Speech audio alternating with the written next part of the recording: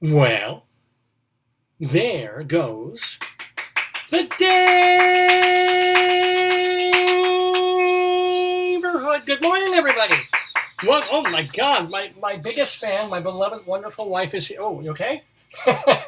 she, she she's cheering, she's clapping, and then she's got the morning the phlegm cough that I get. Like at some point when I do this program, somewhere usually between 9 a.m. and 10:15, like the first hour or so of the show, I'm talking, I'm rolling, I'm telling jokes, I'm doing my thing, and then something happens with my throat. I'm like, and I turn literally red. I go grabbing for my all-important non-alcoholic beverage. And it kills me because it only takes a couple of seconds, and yet it feels like minutes are ticking by. And I know that I'm live, and I know that people are watching. And this happened to me when I was teaching, too, in class. Every once in a while in the morning, I'd be teaching 3 or 4 or 5 classes a day sometimes. And that first one, man, and I haven't spoken to anyone really before the class because it was like an 8 a.m. class out in Colorado. I'd be talking, I'd be at the board, I'd be doing my thing, and then, like, at some point, and I realize this class is watching me. They're hoping I'm not going to, or maybe they are hoping I'm going to die. And I'm like, and I got my coffee, always was carrying my big, giant, as the Jewish people would say, my shissel of coffee in the morning, just to get me going. I've got to also, this always happens, I don't know why, I've got to turn that down so you don't hear me. You do hear me, but you don't hear me talking over me. Don't forget to ask about the teddy bear. Oh, I will. So we've got a show where hopefully my throat will hold out. Hopefully Rabbi Sal Solomon's throat will hold out as well, because he's as much part of this program as I am. I, by the way, am Dave Lefkowitz, the founder of Dave's Gone By, going all the way back to 2002 when we started on terrestrial radio doing this program. It was 11 o'clock at night. October 6th was the evening out in WGBB when they were in Babylon, Long Island. Did about 57 minutes of a whole eclectic mix of comedy and reviewing and skits and stuff. And I've been doing it in some way or fashion ever since. And now we do it every Saturday morning live on Facebook from 9 until noon or thereabouts. This being our 809th episode of the show. And we're calling it, unlike the Bob Dylan documentary, No Direction Home, we're calling this one Direction Home, because I'm very, very proud and excited to have a director as our guest in the neighborhood coming up in about an hour. His name is Timothy Douglas. And a lot of directors, they're not household names, even in the theater community sometimes. And yet they've been working and doing amazing work for years and years and years. And this certainly applies to Timothy Douglas. He has directed at pretty much every regional theater, a couple of off-Broadway theaters too, but every regional theater. Scores coming in from the Olympics. oh, look at this. Oh. You're getting scored. Oh, I'm a 10. That's Judge 1. Wait. Hold it. Judge 0. 2? Yeah. No, give me a 0 because I'll be Simone Biles. Like, I can't do it. No, Judge 3. Well, thank you, Judge. Judge 4. Yeah, whoa, how many judges are there? And the Russian judge who you paid off. I had to pay off the Russian judge. That's true. Thank you. I got a 50 out of 20. That's so excellent. Here's Potato's score. Potato wants to give you this score. This is the score from Potato. That's Potato's score here. Speaking of which, this is very exciting. Ladies and gentlemen, a package came for me. And you know how I love having a big package. This... I am king, because actually we'll be talking about Hewlett Maitland Press, the copy kings of... Yeah, that's like what they wear for Happy Christmas in England. Yes, if the children are retarded. No, yes, I should blow one of those Christmas popping crackers that they do. Pull it. I need an actual favor from you, a simple one. Can you go into the other room and get the rabbi's accoutrements. Oh, Because Rabbi Saul Solomon will be here doing the interview with Timothy Douglas. No, that's what I was talking about. Timothy Douglas, Potato. It's all random here on Dave's Gone By. But so he's directed everywhere from the Kennedy Center to Arena Stage to Milwaukee Repertory to Emerson College, where he's taught and been a faculty person there, to a ton of stuff at Cincinnati Playhouse in the Park, Roundhouse Theater in Maryland, I think. I mean, just years and years of directing. I came upon this man, not in my many, many years of reviewing Broadway and off-Broadway, but when he, and this is so great, when he directed... This is for New Potato. Oh boy! When he staged, very recently, a one-act play of mine, albeit in virtual, digital format. So as you've been hearing for the past couple of weeks, several weeks now, my one-act play, Restoration Playhouse, was among 6 other plays, non-commissioned plays, they were just sent in over the transom, that were included in Red Bull Theater Company's annual benefit that they call their Short New Play Festival. There were there's 2 plays. One playwright dropped out who was commissioned, but the other commissioned playwright was Jose Rivera, who was on our program a couple of weeks ago. The other playwrights included Connie Congdon, who was also on our show a couple of weeks ago, and several more newbie playwrights who submitted plays and were lucky enough out of 300, and talented enough, out of 300 plus submissions to be selected. Mine, thank you, Red Bull, was one of those. So they did it, right? And they did it online, they did it as a Zoom play. Oh, weirdly enough, wonderfully enough, they saved the show, right? They in their archives, they have the whole 7-play, 2-hour event, which nobody is allowed to see because of equity rules. But Red Bull was really, really nice, and they took my play, all 11 minutes of it, kept it, and if you go to Red Bull's Facebook page, not their homepage, but Facebook page, and you scroll down a couple of postings, you can actually still see my play, which I'm thrilled with. And I'm thrilled with it because it went so well, because the actors were so good, and everybody was so happy doing it, and everybody got the hang of it and knew what the play was about, and make it really funny, and make it really warm. And I'm not just log rolling and BSing. It was a joy for me to be part of the process of rehearsal and being asked about it, and then seeing it, right? And seeing it done so beautifully. And even going back, because a lot of times I'll not hate, but I don't necessarily want to watch my own work, because you know how it is with artists. We see the flaws. And then, if I was Joseph and my amazing Technicolor Dreamcoat, I would find the one spot in the Dreamcoat where, oh, that's black against yellow. That just doesn't, the whole other thing is spectacular. But if I change the thread, right? So I'm like that. Ask any playwright, they're usually like that. But I barely had a moment of that in Restoration Playhouse. And so go see the play when this show's over or anytime. It's still on Red Bull's site. It's not at the top of the Facebook page anymore.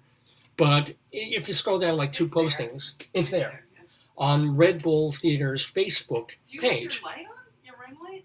Oh, gosh, I haven't even put this on. I'm so sorry. I was going to say, I had everything. It seems dim. Oh, I gotta plug this in. Forgive me. Hold on. Whee! Let's get a little light on the situation, as my folks would say. Hey. There we go. That's a little better, isn't it? Let's get it nice and... What kind of light? Ooh, that's warm. That's warm and tender. So, oh, yes! I think you need a snack. Oh, yes. Oh, I'm going to talk about that in a bit. Oh, so much to tell you. So, anyway, Timothy Douglas, here's the reason he's on the show, among other reasons. Among the fact that he has directed hundreds of shows. He's also an actor. He's appeared in bunches of plays. But he directed my play, and he did a beautiful Didn't he direct job. several? I think he directed 3 or 4 of the 7 plays that were part of the festival. That's And a he did, lot. and think about this, folks. I mean, yes, it was virtual. Yes, we didn't have to go into a rehearsal room and be there and do a table read, and there was no blocking, but it still had to be done. See, here goes the throat. For a digital audience as part of this benefit. And the man had I think, 1 hour of rehearsal from beginning to, like, from the first read. Do you want some tea? No, I'm good. From the first read to then there was a tech rehearsal, so we had that on the Monday, and the tech rehearsal was like half an hour, and then it was showtime. Imagine not even touching a play with the actors yet, and then going to a full performance with less than 2 actual hours David, of rehearsal with the he's group. A professional. Yeah, I mean, I'm just literally clearing my throat. That's why you call the big guns. And he's a big gun. There's no question. He did a fabulous job, and his temperament was great. I want to know about his teddy bear. Why does he have a picture with the teddy bear? I love it. Is it? Well, we can ask where he got that. If it's an heirloom, if it's from a show. It means something. We have to figure out what. I hope that we will learn about that today. That would be very exciting for me. But one of the lovely things is that he. Oh, what was I going to say? He did this. Oh, and in the midst of all this, the actor that we had on our Thursday rehearsal for the hour, he got a TV job, and now not only did he have like 1.5 hour of tech to do, but he had to draft the managing director of Red Bull into the role over the weekend. So not only did he have very little time to rehearse and do this piece, but he got a brand new actor, so right in the middle, towards the end of the process, and he still did a super job. So I'm going to talk to, of course, or I won't talk to, Rabbi Saul Solomon. We'll be talking to director Timothy Douglas about that experience, but also his whole career as a director, as an actor, as being a creative person during the pandemic, as we've been asking so many people over the past couple of months. And so it should be a sweet guy, should be a very, very fun conversation and informative with the Jewish Rabbi Saul Solomon. I mentioned him, I should say, if you know the show, if you watched the first episode of Dave's Gone By all those years ago, Rabbi Saul was on it. And he's been on hundreds, literally, of our shows ever since. He's the founder and spiritual leader of Temple Sons of Bitches in Great Neck, New York. Well, you'll see him. Plus, Rabbi Saul is doing double duty today, so he's brought along extra toilet paper, because he will also, he's gotten together a bunch of clippings. He will be reading the papers. He loves to do this. He goes through a couple of Jewish newspapers, not Yiddish newspapers, but newspapers specifically for the Jewish and Orthodox community here in Nassau County, Long Island. And he picks out the things that he finds most interesting for you, his beloved viewing public. So you don't want to miss these. These are actual things that he's taking out of the papers to share with you all. And Rabbi Saul reads the papers.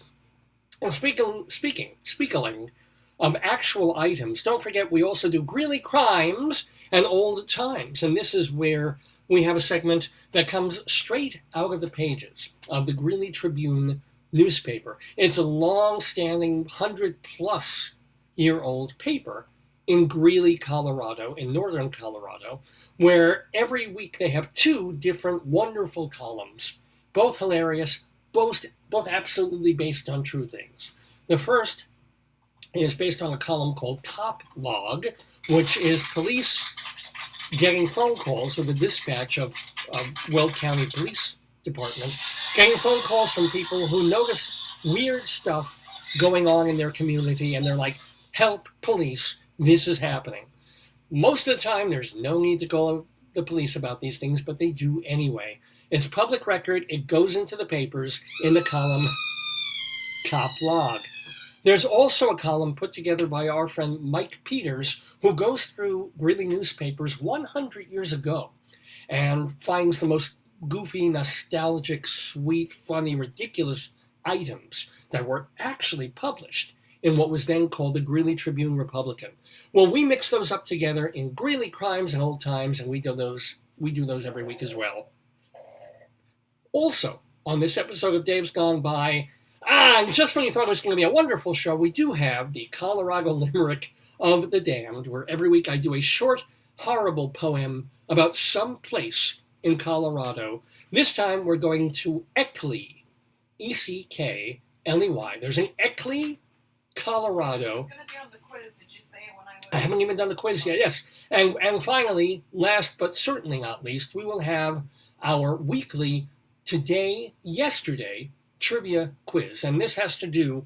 Well, they're old questions, most of them, which involve this being July 31st, last day of July. It happens to be July 31st, 2021, but we go back in time and find things that happened on July 31st, 100 years ago, 300 years ago, 20 years ago. So there's your hook for the event. There's 10 trivia questions that we ask our panelists, and we have a really interesting group this Saturday. Timothy Douglas, after the interview, if Rabbi Saul doesn't offend him too much, will stay on and play the trivia quiz. Oh, I think he's going to be a real challenge for Dave. He may be from, well, that's the thing. This is anybody's game. Dave Sheward is on vacation. He will not be part of the game today. So we wish Dave Sheward a very happy... Leslie's the director, too. It's going to be the director showdown. It really, all three of them. Because it's going to be... Oh, Vicki. Vicki Quade. Oh, boy. David Sheward, Leslie Hoban Blake taking part in the Today Yesterday trivia quiz. No, that has become a lot of people's favorite segment of the It's good it's on program. Zoom so they can't hurt each other.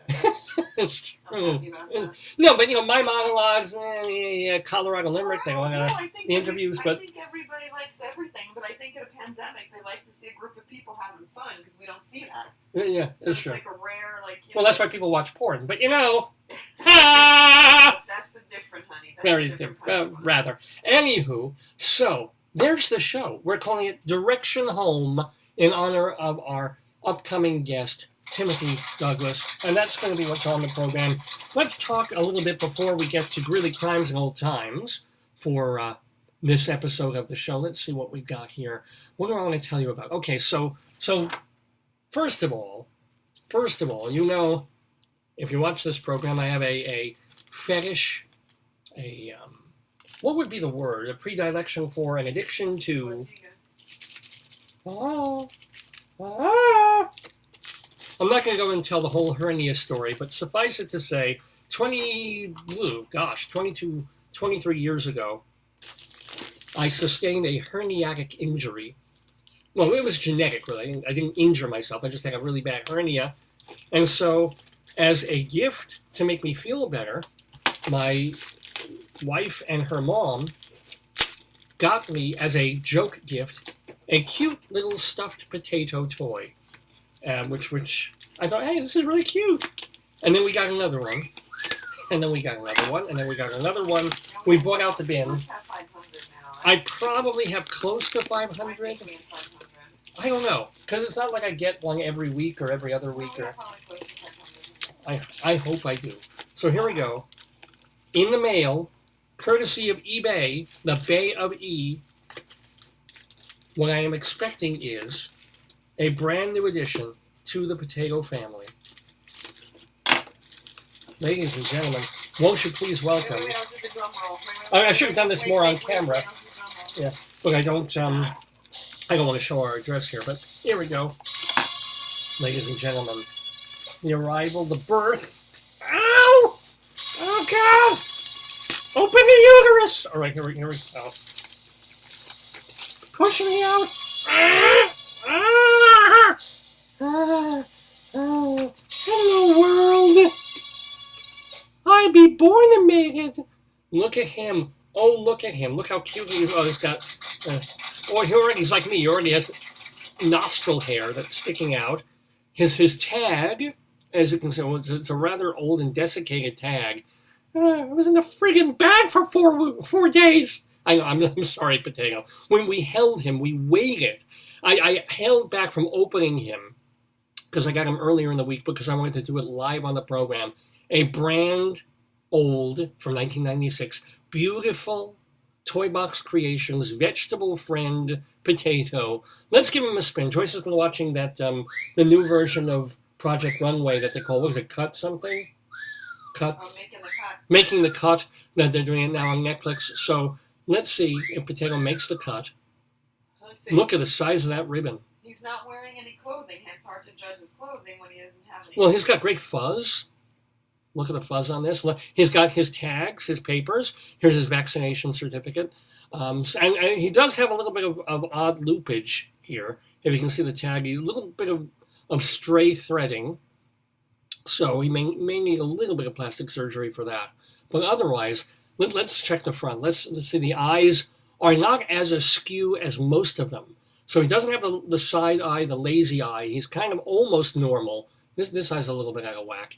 The eyebrows, nicely depilated. Yes. Great smile. Look at that smile, hon. Let me see. It's like a fabulous smile. Yeah. Joyce does not like the potatoes quite as much as I do. Yeah. This has been a toleration thing. Joyce is like, at some point we're going to buy a house again. And, the house is going to be X thousands of dollars. And we'll come up like $5,000 short. And she's like, what do we spend that money on? What could we, we scrimped, we saved. We lived with my in-laws for all those months, so we weren't paying the rent. Where did that $5,000 go? And it's like, how many potatoes? It's like, So we'll see. Anywho, we have a new potato. Cha-ching.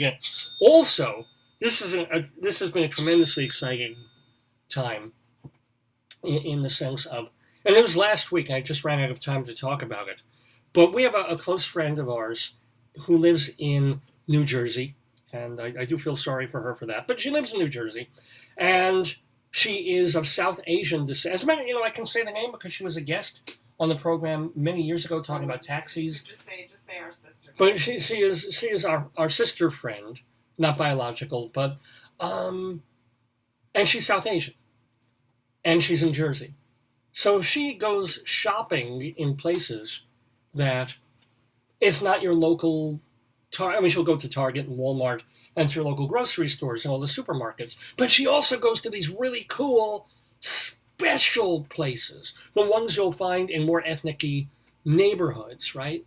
And she'll buy stuff that to her is completely like normal and stuff she's heard of because she was born in India and moved here later on. And she'll have heard of things and gotten things. And so we saw her last week. She came by and she brought me a gift. And it wasn't a potato. It wasn't that amazing. But she brought me a snack. And when I opened the snack, or when I looked at it, I had no idea what it was. It kind of looked, and you should pardon the expression, I apologize for this in advance, potato. Ah! No, it looks like potato crisps. But it sort of looks like spaghetti or noodles or Sunday morning Irish person vomit. But no, no, this, my friends, it's savory. It's traditionally spicy. It's not really that spicy, but it's really good. And it's crunchy lentil noodles. Although, does that say Muggles? No, it says I thought they misspelled it as Muggles. Look at that. That makes me almost so happy. But it's right. It's noodles. Crunchy lentil noodles. Do you know what these are called? My friends, this is a bag of Sev. Made by Merch Masala. Sev. How have I lived 52 years without ever, and being somewhat worldly, and having gone to a few different countries, and gone into Thai grocery stores, and Chinese grocery stores, and things like, and seeing the occasional weird off-brand, like Lakamuka ketchup. It's like, where's that? But it's still ketchup, right? I mean, you can get these weird, here, take a look at this. I just got one of these. Oh. Did you show the cookies, or did you eat the cookies? The cookies are still there, but these and those are from Mexico. This I found. Have you ever seen Hunt's tomato potato? What do you think of this? Ooh, gimme now! Oh, Okay, no. No, David, not too much. Not too much. no. Oh, it's getting all over him. He's making a mess. But who's ever heard of this Swiss brand ketchup, which, by the way, is manufactured in, good Lord, in Trinidad and Tobago. Oh, wow. which is about as far away from Switzerland as you can possibly imagine. But I love going into stores and seeing, like, what the heck? Something recognizable, albeit the packaging is different. But it's ketchup, tomato ketchup. They even spell it the Heinz brand way as opposed to catsup. But to find a product that has its actual identity is not something that you've ever heard of. And yet then you go looking in the dictionary, and there it is. Crunchy chickpea called Sev. And it's really good, by the way. Joyce likes to eat them. You spill them in your hand. Because I looked at them. Because they're crunchy, right? And there's hard, very thin noodles. And I thought, my God, this is just going to... I still have a slight hole in the top of my palate. And plus, dental things like, this is just going to pierce every part of my gum. I'm going to chew on these. They're these noodle-like things. Why don't I just make them like tortilla chips? But yeah, I managed to eat them. I pour them in my hand. I'll pour them in my hand. And they're addictive. They're yummy. Joyce likes to do the tongue thing. And she also likes to eat Seb. But she likes to pour this in her hand and go like, with her tongue. With her, and eat it like that. Either way, Sev. And at the same moment, my friends, that I discovered Sev, or I didn't discover it, Columbus discovered it, and our friend brought it over to New York, in the trunk of her car, my friends, was another item. Did you eat it? No, I never tried it yet. I had it. It was very good. Rusty. You did? It's like a biscotti. It tastes like a biscotti. Did you know that there is another thing that people all over the world eat that you have never heard of?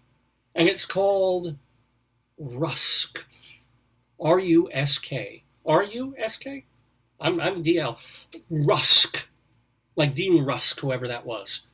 Rusk never sleeps because it entertains your palate. She had a box of rusk in the trunk of her car. And I looked at it. And I was literally going to grab it and go running down the street, screaming, Rusk! Rusk! Me want to eat rusk! I did not do this.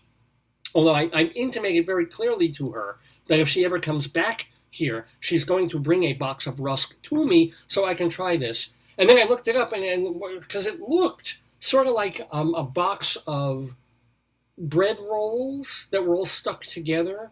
No, it's like a biscotti. It has that hard. It's good with tea. She put butter and jam, but it's good with tea. So if you dunk it, does it become uncrispish? Yes, it's like a biscotti. Like if you ever had it, it's like the same. It's like that kind of cookie. That's like a cookie that you don't want to chew unless it's hard. Unless to it's chew, dunked. unless you. I mean, I assume. It's sort of like a dog chewy cracker thing, like those bones. It's not that hard. Oh no, that's what she said. So.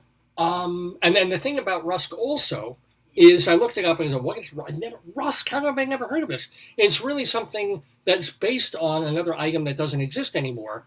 Who knew it didn't exist? Called Zwieback. If you've ever had Zwieback toast. Like German or yeah. They stopped making them. Nabisco stopped making Zwieback Why? ages ago. I guess it stopped selling. It was 70-year-olds loved it. They were like, oh. Well, they used to give it to babies for teething, I think. Right. That's why I mentioned the dog thing. Yeah, it was like a teether. It was a teether. Now babies teeth on they put the Gaga or the Giggy in the freezer and you put it on the baby's teeth and they prefer that. Gaga in the freezer? Well, she is wearing raw meat, so it makes sense. A little yeah. But if you're going apparently, if you miss Zwieback toast, and don't we all, the closest thing is rusk. I need to go, if we are going to this person's house next week, this weekend, next week, we are going to that grocery. And I am going to shop until I drop. No, it's too far away. We can't access How far is that? It's like an hour away. How did she get there in the first place? She called a car. Well, what was she doing in that town in the first place? She has friends who had lived there who knew it, yeah. We can work it out. I want rusk! Me want rusk! It's in her fridge. It's not that hard to get. Rusk. And of course I want to load up on Sev. for how many years. Did she have any other items from that? Oh, a ton. What? Tell me. I don't remember. You could look on the website of the store. She'll tell you. She'll tell me the name of the store. And because this is so important to me, this is so beautiful to me, because my life is proscribed and has been for a year and a half by 2 supermarkets. I either go because of COVID, we don't eat out, and well, I don't get any. I don't go nowhere. There's not so. So I'm either schlepping around Food Town or I'm schlepping around King Cullen, and I know every aisle almost by freaking heart. And I always go in the same pattern. Don't we all do this? We all start on one side, we go round, even before the arrows, even before you had to go in a certain direction down the aisles. It's like, I'm going this way, I'm doing this. I know where everything is. Oh, they're out of this. I know that because they had it 2 weeks ago. And at these 2 supermarkets, and that's where I get freaking everything. I was so, my one saving grace over the past year and a half has been when I changed jobs, and now I work at a school district in Valley Stream. And unfortunately, we're in kind of a restaurant desert where we are. If you want to get food, even fast food, any kind of food, you got to go at least a mile, and you got to go up Rockaway. It's annoying. But we do have one place that's a quarter mile away, and it's a sort of a grocery candy store, hole-in-the-wall bodega. But I love them. I'm all for those, right? Even though, they stopped wearing masks long before the mask mandate was taken away. But it was fine. I wore the mask. But I go in, and they've got these trays of rice and yellow rice. And oh, that yellow rice is so good. And then other containers of things that you don't get in your local supermarket appetizing You're very place. adventurous with food. Oh, but I see that, and I'm like, oh my God, there's gizzards. Gizzards and stomachs of chicken. And I'm like, boom, pile it on the rice. And what a treat that is. I get it, I would say every other week. Just chicken gizzards, which I've always liked, and they're soft, they're not too chewy. I don't even know what the hell they call it. It's just, because their menu on their walls and then on the web, it has nothing to do with what they actually sell there. You can't get a cheeseburger. But you can get these things where you pile stuff, weird animal stuff, on rice. And I'm talking like pork neck things and neck bone and pig bone, feet bone things. And I've tried the other stuff, and it's tasty. It's also sometimes diarrhea producing. But the gizzards. Oh, them gizzards. I could just eat that. I wouldn't say every day. I would get a little bored with it. But what a blessing it was just to find something else. Something that wasn't like the roast chicken I get from the supermarket, or just throwing something into my air fryer or my or the slow cooker just to have something a little different. Gizzards, rusk, and sev. If you think Warren Zevon's Lawyers, Guns, and Money was a great song, just think gizzards, rusk, and sev.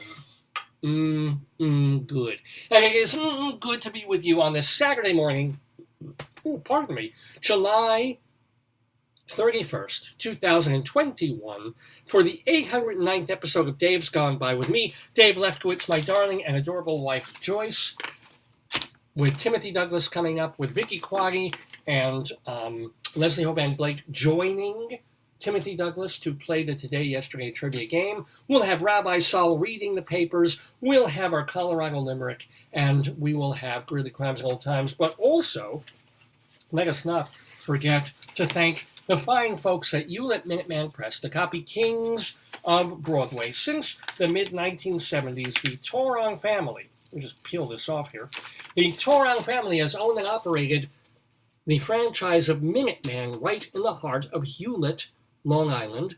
And so, you can go to Minuteman franchises probably all over the country, but you want to go to this one because the Torongs have been a great family to work with. They do quality work in reasonable turnaround times, reasonable prices. Timothy Douglas, our guest in the neighborhood coming up. Let's see what they can do for you with the letter D.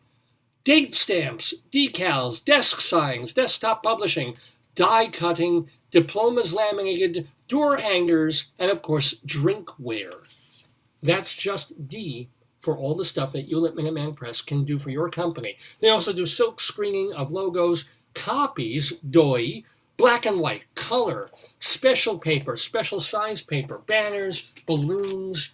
If you need your company name and phone number or website on a pen and pencil, on sporting equipment, they can do all that. They're also known for wedding invitations and holiday cards, amazingly enough. Could they make like a potato birth announcement? They could.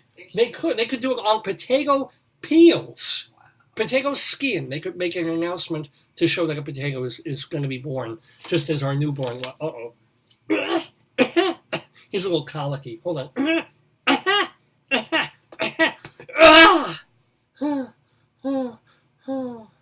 Thank you, Debbie. It's okay, potato.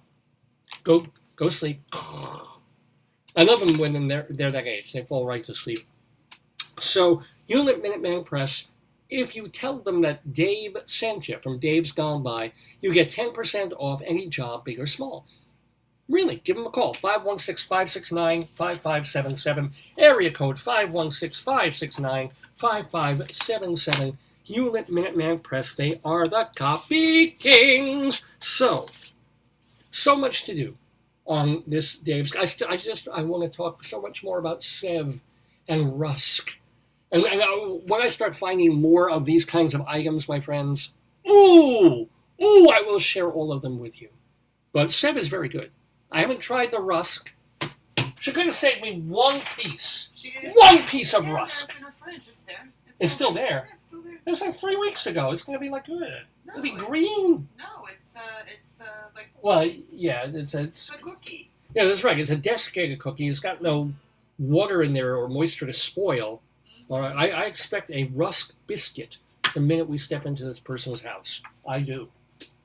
Anywho, Rusk. Sev. Let's move on with some more of the program. Are you ready to be criminal, dear? Are you feeling like a criminal? Sure.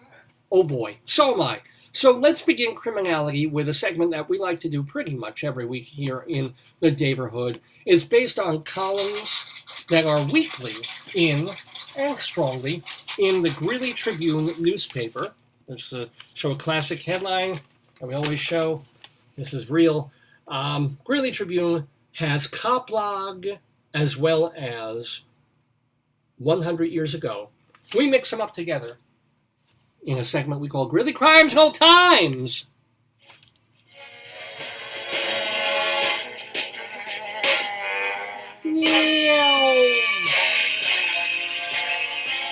Da-da-da-da. Diddly-boo, fiddly-oat indeed we. Yes, ladies and gentlemen, Greeley Crimes and Old Times here on this Saturday morning, July 31st of 2021. Remember, this is a mix of items that were in the paper 2 weeks ago and items that were in the newspaper 100 years ago, all in Greeley, Colorado.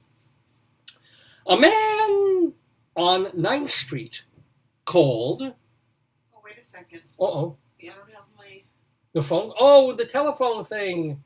Oh, bring, bring, bring, bring. Hello? The man called to say, oh, thank you.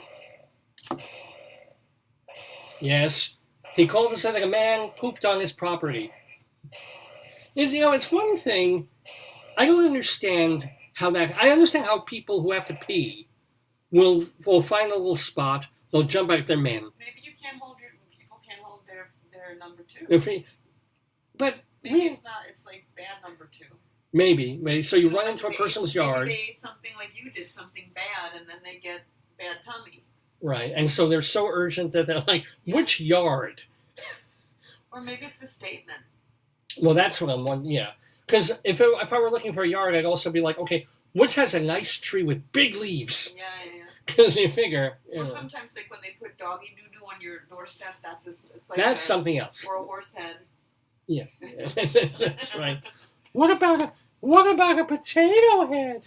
That would be a beautiful gift. His ribbon is very bleached. Yeah, I was in the sun. I hope I don't have the skin cankums. You don't have the skin cankums, potato. You're fine. Well, what are these? What are these? This is lesions. No, they're extra eyes, potato. I have extra eyes? You do. Here, look. Okay, what do you? I'm covering his main eyes. What do you see? Guess. Can't enter the smell of your hand. Ugh! All right, potato. Go back to sleep. He's going to be a difficult child. I can tell. Can we return him? No. Okay. No, we cannot. Unless I get 8 bags of rusk in exchange. Get whatever you want. Oh. A caller on I ninth. Get my Well, why don't you just go ring, ring? No, I think that'd be very bell. funny. No, I want my bell. The bell's got to be somewhere in there. I throw all the oh, nice. Here he is. Here comes the caller. Hello, caller. A caller on 9th Avenue. Yeah, He reported that someone broke in to steal his birth certificate while he was in the shower. Let's unpack that, shall we? It could happen. First of all, how would... I imagine it's somebody he knows. I would hope it's somebody who knows. Oh, there's a birth certificate ring. Yes. Because you don't even need... I mean, you can get away with getting someone's, last 4 of their social and their credit card number and buy anything. It's very odd. Yeah. Why would they do with it? That's what I'm wondering. What do you need an original birth certificate for if you're not yourself? A caller. Hello? A caller on... Strange phone. A caller on B Street reported the dog came into the house smelling bad, but not like a skunk. The caller thought it might have been a gas leak. Gas from where? That's what I want to know. Meanwhile, oh boy. See, this is what we're missing by not being in Colorado right now. A caller near 16th Street. Oh, my thing stuck. Oh, hey caller. So you say? A man with a white painted face wearing a medieval outfit with a cape. It's Bob Dylan during his, what was that? The No Direction Home Tour, yeah. The caller said the man was taking pictures through the windows of closed businesses and talking to his reflection. He probably was just doing a student film. Yeah, it's probably Little Theater of the Rockies. UNC, yeah, doing Commedia or I don't. Yeah. Wow. Let's get old, shall we? Oh! Plus, as we go to old times from 100 years ago, we have, and this may be the very first one of these, we have a hijinks alert. Hijinks! Hijinks! A hijinks alert has to do with people just doing hijinks. What does hijinks mean? Kind of, they're just up to fairly harmless, no good. Oh, tomfoolery? Tomfoolery. It is almost a... Chicanery? Chicanery is already not good. But hijinks, tomfoolery, oh, they're up to... Are they gallivanting? These are great words, yes. These are my grandmother's words. Yeah. Here's some gallivanting hijinks. I think that's the name of a new band. What's really funny is without my glasses, when I looked at it this morning, I said, what? And I thought I wrote hunks alert. Because there's a group of summer college students. I'm like, not my case, but okay. I don't think I've ever heard you use the word hunk. Hunks. No, this is a hijink alert. A group of summer college students were questioned by police after they yelled for streetcars to stop, but then they refused to get in. When the car started up again, the boys chased after them, but they still refused to get on board. Oh, ho, ho. No arrests were made. College students from ye olden times were just cray-cray. But the boys were warned by police. Because it's like stop and get in. It's sort of like, stop. And then they, yeah, oh. It's a breaching experiment. That's a breaching experiment, Bob. Because, well, for the driver, it's sort of like they're going to get on, we expect them to get on, and then they don't. And so, but it's annoying. Yeah. Oh, but kids don't change. They're always fine. It's like ding dong ditch, and then this. Anyway, also from 100 years ago, a 70-year-old Greeley man arrested for moonshining whiskey. Very smart man. Used a medical reason for making the legal drink. He said his doctor prescribed the moonshine. Yeah. I mean, this is like 100 years before They people were used like, to. pot, I have to, They glaucoma. used to. My mother said when they had patients like in hospice and Yeah. in care, Mhm. when she was a nurse and the people were very sick, they would prescribe alcohol. It's a sedative. Why do they have to? It I was guess never it's illegal. depressant. Oh, yeah. I mean, but you don't bring it in a hospital. Remember, like our friends with hospice said, you can't. The kids would always ask in Colorado, "Can you bring cannabis or can you prescribe cannabis?" And hospice is federal, so hospice cannot prescribe it. Right. But families and people can do it, but they can't endorse it because they get federal funding. So, and they get Medicare, Medicaid. So. Huh. Yeah. So, as they say, the more things change, the more they remain insane. So, I just made that up. Wasn't that good? Beautiful. The more things change, the more they remain insane. It's like Emily Dickinson, not. Thank you. Wait till you hear my limerick of the damned I can't do about Eckley. So, we're 10 minutes away from the Rabbi interviewing upcoming guest Timothy Douglas, the director. We're in the middle, though, of Greeley crimes and old times. Farmers will be making more. Oh, this is. I'm very happy for them with the sale of their cabbage. And the reason I mentioned. Did you know that there is, or at least was, a Colorado cabbage exchange? Wait, you didn't make that noise. No, that's someone drilling. We heard a weird whistle in the It's background. a drill. It's like a whistle drill, Have you ever been? I think I never went into the New York Stock Exchange. I have no real desire, but I would love to visit the Colorado Cabbage Exchange. It increased the price that they're paying farmers from $1.50 to $1.75 per 100 pounds of cabbage. Well, that's just the dumbest thing I ever saw. Oh, come on, that was good. Come on. Thank you. Thank you ever so much. Let's go elsewhere. People, I don't know who has, I guess some people have. I don't care one way or the other about the Olympics that are going on. It just doesn't, they're in Tokyo. Between the COVID and the pandemic and my age and this and not having actual, we don't have cable TV in our area of the house. We just watch stuff on computer. If there was TV, I'd probably flip through channels and watch an event or something. But I just, no real interest in the Olympics at all. Fine, whatevs. But the Olympics are going on, and they're being broadcast not just in the United States, but all over the world. And well, there have been some issues. I don't know if you've heard about this, but I'm going to tell you about it. Some issues with how the Olympics are being represented and broadcast in various corners of the globe. So our dateline first for our elsewhere item. We always add an item in Greeley Crimes and Old Times that doesn't come from Greeley or Colorado, that's from far away. This is from pretty damn far away. This is the Tokyo Olympics as being covered in Seoul, South Korea. This story comes from CNN, but tons of places have picked this up. For people around the world, the Olympics are not just a sporting spectacle, but a way for viewers to learn about other countries. However, one South Korean broadcaster on the MBC network depicted these countries by using offensive stereotypes and facts inappropriate for the occasion. For example, when Haiti's athletes walked into the stadium, the caption read, quote, "The political situation is unstable due to the assassination of the president," which is completely true, and which is, but for the Olympics, it's a little, and here's the hammer. Okay, so another example. When Team Syria arrived for the Olympics, the screen read, quote, "Rich underground resources, a civil war that's been going on for 10 years.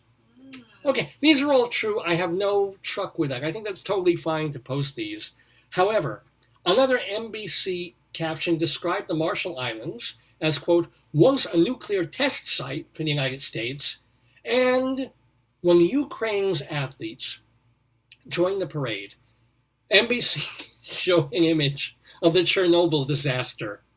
Now, maybe this is a hearkening or a presaging of how those athletes will actually do in the Olympics when they have a disastrous go in their events. But still, I just love the idea of these Ukrainian athletes, especially since they're under the Russian-Soviet umbrella, and they're coming in and suddenly on South Korean screens, there's Chernobyl. I think that's quite wonderful, even though whoever did this is going to get fired, because when Italy entered the stadium, the broadcaster pulled up an image of a pizza. For Norway, they showed a salmon fillet. All right, I still get that. I'm still okay with that. There's nothing, but for Team Romania, they actually showed an image of Dracula. That's ridiculous. What are they thinking? NBC admitted its insensitivity when criticism came in from people like one South Korean journalist who wrote, quote, how would it be if South Korea was introduced as the country of the seawall ferry disaster? Which, of course, sent me Googling to the seawall ferry disaster, one of the worst, but not the worst, ferry disasters that's happened. So anyway, that's the coverage of the Olympics in Seoul, South Korea. How are they doing it elsewhere? Well, Greece. This is the most fantastic thing ever. I have said insensitive things on the air, God knows. On this program, I was kind of summarily dismissed from a college radio thing I was doing for something that I said off the cuff. That's pretty good, actually, at WGBB and that radio station. But even there were times when I know that I was pushing the line or crossing the line, but this, considering the context, is magnificent. Covering the Olympics in Greece. A Greek sports TV commentator was fired Tuesday after making a shocking on-air comment. Demosthenes Karmiris, commenting on table tennis player Jong Yong-sik, said, quote, remember, this is a Korean ping pong table tennis player going, as this is happening, the commentator from Greece on Greek television says, quote, their eyes are so narrow, I can't understand how they see the ball moving back and forth. He said this. Sans irony, just trying to be amusingly funny. The network, which fired him that afternoon, said, quote, racist comments have no place on public television. I have to, what kind of brain fart? And it happens to so many people in media. It happens to me. They're fine, they're great, they know all the rules, they follow all the rules so well, and then that one moment gets into their heads and they can't resist. They have to do it, right? They've got to make it happen. And there's Demosthenes Karmiris. Their eyes are so narrow, I can't understand how they see the ball moving back and forth. Yeah. Well, I guess that makes him an anti-yellow journalist. Thank you. Our guest was trying to log in. He just logged off. Come back. Hold on. I don't have I have his email. Hold I on. don't have your phone. Hold on. I just want to write him back. Just have him wait in the waiting room. Yeah. I should have put him in there. Can you text him? I don't think I have that. Okay, hopefully he'll come. Oh, he did. So, in just a couple of moments. People enter and then they think, oh, it's too early, or they test the Wi-Fi, or they're having trouble Well- with the audio. Well, he's in the waiting room, Okay. so You can chat him. Yeah, okay, okay. Just chat him and say, I know that you're there. You know, Let's see, how do I do that? Chat. Oh, I guess I do that. He'll see this, right? Yeah, he should see. Can you send a message to Yeah, him? yeah, yeah, yeah.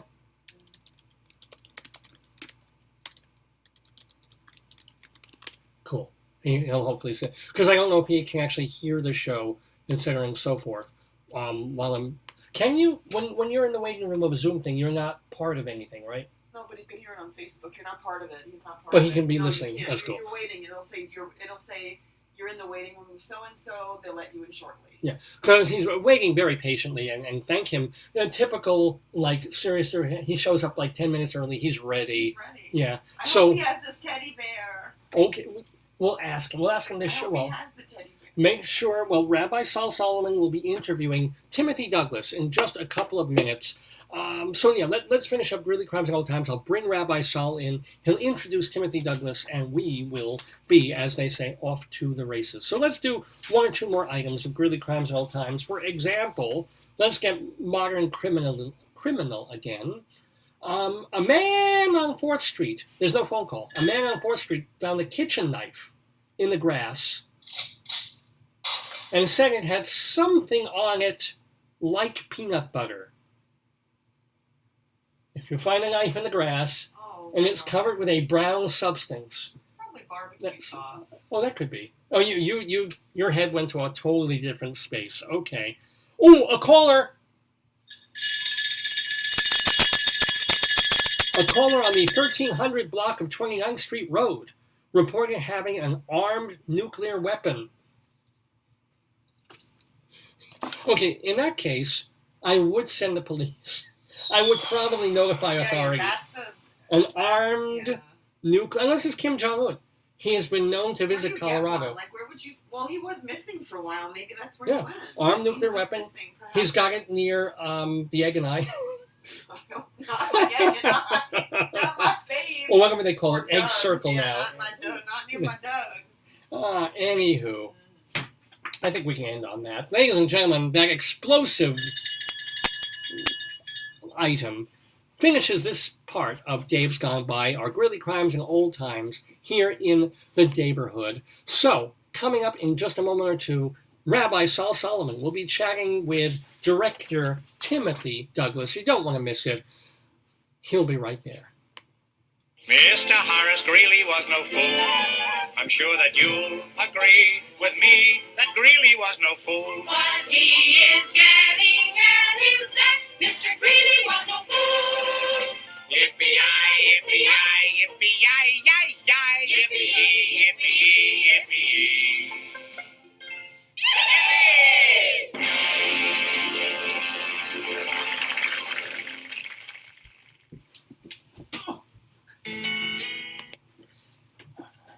Oh, shalom. Shalom, my friends. Let me admit our guest into the room, into the neighborhood. Oh, I see a picture. And then I want to hear some video. Oh, and a smiling person who looks like, whoa, I want to be where you are. Where are you? Let me see if are you muted? No, we should hear you. Hello? Hello? Shalom! Shalom, damn it. This is Timothy Douglas. Let me tell you a little bit about this man. Timothy Douglas. All right, Dave's wife has just been, all week she's been like, ask about the bear. Ask about the, because on your website, the front photo is you and a bear. So before I even do your introduction, what? Oh, I have to do gallery view. Hold on. Here we go. What's with the bear? It was just in the photo session. It was a wonderful, fun, buoyant photographer. He had lots of props, and just for fun, we were just taking some fun shots. And I was attracted to the bear, and it turned out to be a very good photo. And actually, it was chosen for the website by the administrator of the website. And, I don't fuss, I don't fight. And it gets conversation like this. It does. So it's not even your bear. And I'm not going to ask if you normally go for bears in real life. Well, maybe I will. That's just a little comedy. Then let me tell people. Well, do you? No comment. No comment. All right. So, ladies and gentlemen, director Timothy Douglas. let me tell you some of the things he's done. He won the Lloyd Richards Director Award from the National Black Theater Festival. He is a distinguished artist in residence at Emerson College, an associate artist of Cincinnati Playhouse in the Park, where he's directed tons of things. He has directed all the Kennedy Center, Arena Stage, the Guthrie, or is it Guthrie? I don't know.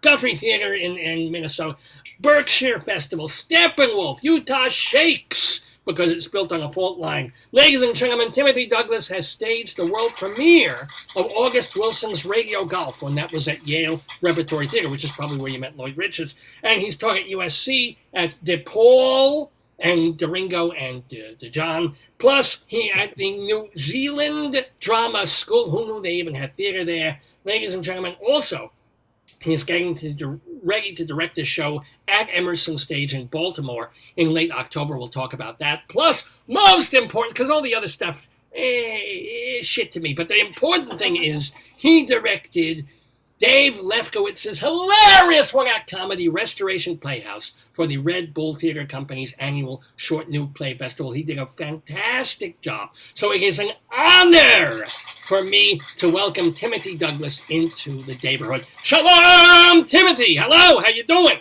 I'm very well this morning, and all the better now that I'm here. This is good. So what is behind you? Where's that? What is the... 4 years ago to the day, I had the great blessing of attending a conference in the south of France, in Arles, and this is the pool in the villa that I got to stay in, and I was feeling very lonesome for it, so here it is.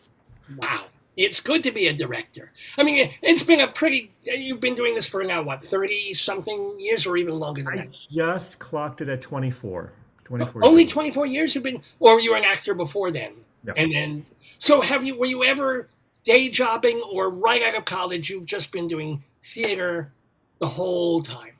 Well, after college, I went to grad school for theater, and I was very blessed. Right out of the gate, I was working as an actor for several years, and I kind of got bored, and so I don't know if you or your viewers are familiar with Kristen Linklater and the voice method that she created for actors. It's very well known in the theater world. So I devoted myself to following her around. I became one of the teachers of her work, and I became a teacher.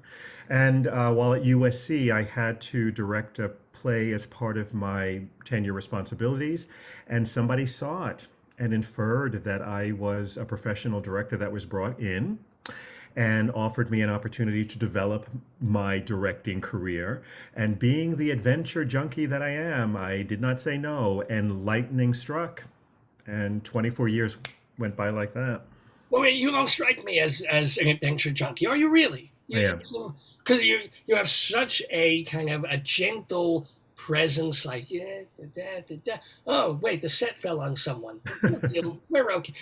So what is like the most, just going to various places to direct? Is that the adventure thing, or Well, an adrenaline person?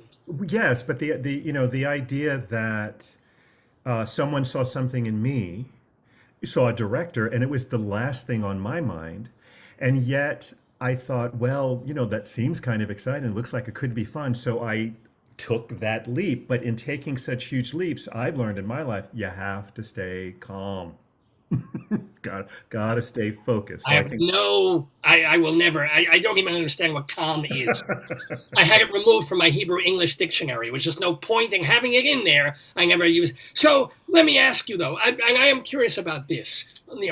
So many people want to act. So many kids, they grow up, they see movies, they see TV, and yet you, quote unquote, got bored acting. How do you get bored acting?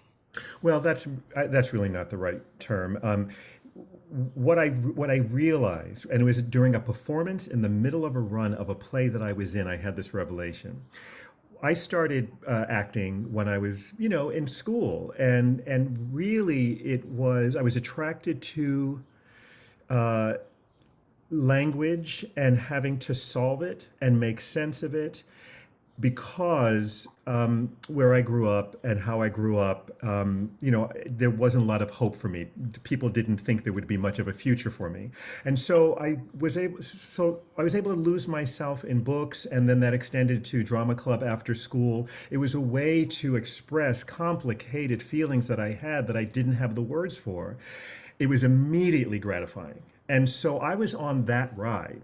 What never occurred to me was I may have had talent, or certainly others saw talent in me. So I just kept doing theater because it was the way that I could express myself. That carried through college, through graduate school, and through the first 4 or 5 years of my acting career until I went, oh, I'm not an actor. I had enough life experience, enough therapy to start to communicate for myself, and I didn't need others' words. That's really what I meant. Well, why didn't you become a playwright? I mean, I'm a little curious about this. Yeah, I don't know. Maybe that's the next adventure. you never know. Well, Or I feel like I think my heart goes to, I immediately leapt to being a way shower for others who were in the position that I was in, that didn't feel they really had a voice, and really, help them find that through the work of creativity. And I remember as an actor how often I felt I was not valued by the director, my opinions were not valued, or that it didn't really have the kind of stake in it that I felt was merited, given that the actors are the ones that are on the stage. this is absolutely fascinating, and I have to still piggyback on going backward and backward. What you're talking? Were you raised? I mean, where were you born? What were you in a bad neighborhood community? And I know that's a very white Jewish guy thing to say, but you know what I'm saying. Yeah, I mean, I'll say it like, in terms of economics, lower class. We were the last black family to move into what used to be a white middle class neighborhood, after white flight was complete. And at the moment we entered, I was very young, the school system and just about all the other resources went south. So within that is what I meant when I said there really wasn't much expectation for my future, and not much investment in it. Not to go into great detail, and I know I'm not alone in this, but I didn't have a great childhood, and again, because of that, my fantasy life became very active. That's where I lost myself in books, and then eventually the theater. I was hiding most of my life, protecting myself, and again, it was that one day when I just woke up. Without putting you through, well, since you went through years of therapy, I'm kind of curious. As an adult, did you have a rapprochement? Did you have a détente with your family, with your parents? Because we don't want to get into what bad things your parents may have done. But did you ever either get revenge, or was revenge just look at your life? Wow, I don't mind talking about it, but it's a saga, so we don't have that much time. But my mother We'll died. make time. We'll make time. Tell me what you want to tell me. My mother died when I was 18 in an accident, and so it was over, complete in an instant, and a lot just fell by the wayside. And then I spent a lot of time trying to bond further with my father, work through things. He just wasn't wired that way, and God rest his soul, he recently passed as well. So all of my revelations and détentes, or what did you call it, raison d'etres, or no, what did you say? Oh, your revenge. Well, Or no, I mean revenge. No, it's what you said. It's. I don't think that way. It was, as long as my life kept unfolding in a way that was gratifying to me and deepening my experience, the need or desire for revenge doesn't enter into that. did you feel anything? I know this is getting really deep, and we have a lot of very light, stupid questions coming up. Trust me. So, but when your father passed, as you said recently, what did you feel? You know, I felt I moved into a truism that I heard quoted many times, that a man really doesn't truly become a man until his father passes on. And that I felt that, I experienced that, I understood what that saying was all about. I I was relieved because I was doing that class of things, still trying to prove myself to my father. You know, most of my directing career, and he came to see a lot of my work. He was supportive in that way. But I was a freelance director, so it was from show to show to show at different places. And the way that he was raised in his mind, I couldn't hold down a job. And he continued to worry about me, and he couldn't ever really receive me and the work that I was doing, that I was actually considered a success. Was your father Jewish? I Catholic. I'm just kidding. I'm As soon as you the said, Jewish one. I'm the Jewish one. are you? No, wait. Are you joking? Do you have a? Well, boy, you went right into it. Yes, actually, I am. So with all of that, with the family that I was brought up with, I'm adopted. And I'm a love child. My biological mother is white and Jewish. Well, I guess that's not necessarily the same thing. My biological mother is Jewish. I've never met her. I know a little bit about her, but I was raised by a black family, so I never really investigated that part of my life very much. Wow. Wow. Well, now I know why you understood Dave's play. And me. Yeah, because most people do not understand me one bit. But I want to ask you about the process of, because you usually, if you look at your resume on the website, you do about 3 or 4 directorial projects per year. And I would love to know, like, the life of a director. Like, you get an assignment at Milwaukee Repertory Theater. What does that entail? You probably get you know it's going to happen months in advance. And then how soon do you come in? Do they put you up? Do you have to get an apartment? Do they put people in, like, motels for 4 months? You stay. Tell me the process of directing a regional play from soup to nuts. Generally, the way it works is hired, and then it is about, I get to develop the vision for how the story is going to be told, and that's part and parcel with hiring the different disciplines of designers: scenic, lighting, costumes, sometimes sound and composing. And then we as a group, over the months, go back and forth, and they present me images and ideas about how they see what I've described about the journey. And it's trial and error. We go back until the final designs are created. We do that. This is before you even set foot in the state, right? This is all by this all happens. This usually all happens even before we start to engage the actors, and it happens usually outside of the physical space of the theater. A lot of, especially these days now, a lot of Zoom, but a lot of phone calls, a lot of emailing. The theater will usually bring us as a group to the space to sit in the theater as we sort of bat things back and forth, so we know exactly what we're trying to film. Then about 6 weeks to 2 to 3 months out, the casting happens. We audition the actors for the specific roles. And then we, depending on where it is, we are all brought into the theater that we're putting the show together for rehearsals. Yes, they put us up in, usually, the quality of housing varies, but the theater is required, dictated by the various unions.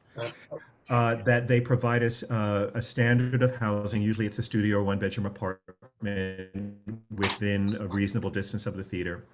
And then we go into rehearsal. Anywhere from 4 to 6 weeks it takes from first rehearsal to opening night. And then opening night, they can't get the director out of there fast enough. They have me on the first thing smoking the next morning. You won't even give notes after the open night party, unless there's a problem, no. And that is, it's the law, but also for me it's like I liken when lay people ask me what it's like to direct a play. It's like raising a child. First day of rehearsal, that child comes into your life, and the course of the rehearsal process, you're raising them to that point where you send them off to college. That's opening night, and you hope you've raised them well. But you really don't want to know what happens after. You really don't want to know. So it hasn't been a situation where you direct a show regionally, it runs for, let's say, a month and a half, 2 months. You don't come back late in the run and say, "Oh, you're schmacting now. You were so good back 3 weeks ago." Well, yes and no. Here's the reason for that. So the regional theaters, most runs are 3 to 4 weeks. And commercially, Broadway, with a lot of people are familiar with, those shows run for forever. If a show had an open-ended run, it's exactly at the 4-week period after opening that the director would come back in to go, okay, let's just, but because in regional theater that's the run, there's no point. Just because I like to, I will always go to the last performance if I'm able to get there, just to see, where it went and how it did, because watching that last performance helps me with the next process to determine, if I felt like people sort of went out of the bounds, then how do I layer deeper during the rehearsal process so they feel more of an anchor throughout? Wow, what a wonderful! I love that. So, have there been times when it was so much better by the 4th week, and times when it just went all to hell and you thought you had something? I'm like, ugh. No, it's rare. I would say, maybe 2 or 3 times out of all the shows I directed that I go back at the end and go, oh my God, what the heck happened?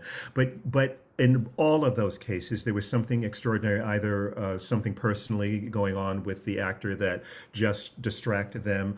And I tell you, more than a couple of times, and there's no judgment on it, but more than a couple of times, it ended up being someone who was on medication, who decided to go off and didn't know that they were drifting or doing something obtuse. They actually didn't know. So, Yeah, no, tell me, there was a point where I've gotten addicted to this delicious. It's called Sev. It's chickpea snacks, and I tried for a couple of days not eating them because they were putting on weight, and was I miserable? Oh, was I smacking the kids? So now I'm back addicted, and I feel great. So I understand that. I understand going off something and then just going off your head, off your meds. But seriously, how do you deal with, and you must as a director have dealt with, very difficult actors or people, and in the middle of the rehearsal, so you can't fire, you could, but you can't really fire them.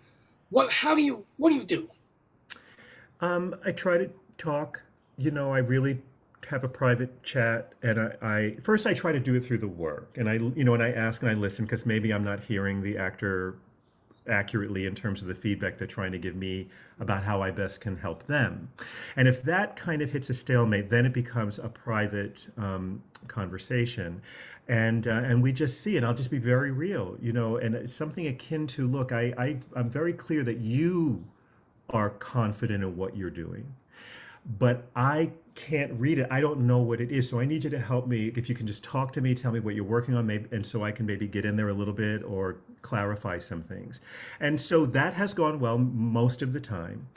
If that conversation doesn't resolve, they have to go. Because, and I haven't fired many people, but I got the greatest advice from one of my mentors. There's one time where I was in that situation, and I just was like, gonna make it happen, gonna get this person through it. And it really tanked the whole production, and it didn't serve anyone, not even the actor. And my mentor said to me, you have to let them go when you know it. You just have to. You have a whole other show to deal with. It's not personal. It's not, hopefully it's not ego based on my part. But in the 4 or 5 times that I had to let an actor go in the middle of the process, we've talked later, after the smarting was over, and often I was thanked. The pressure that they were putting on themselves, the mercy that they were at the voices in their head, they couldn't hear me at all. Oh. And so the, sort of relieving them of that, of course, it's, for some it's embarrassing and all that sort of stuff.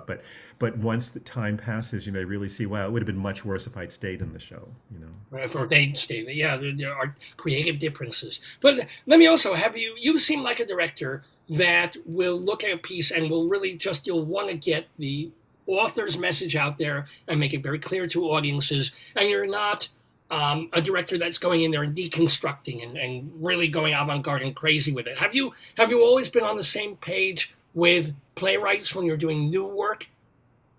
Or have they sometimes said, oh boy, I'm going here, you're going here? Both. Most of the time I am, we are fine.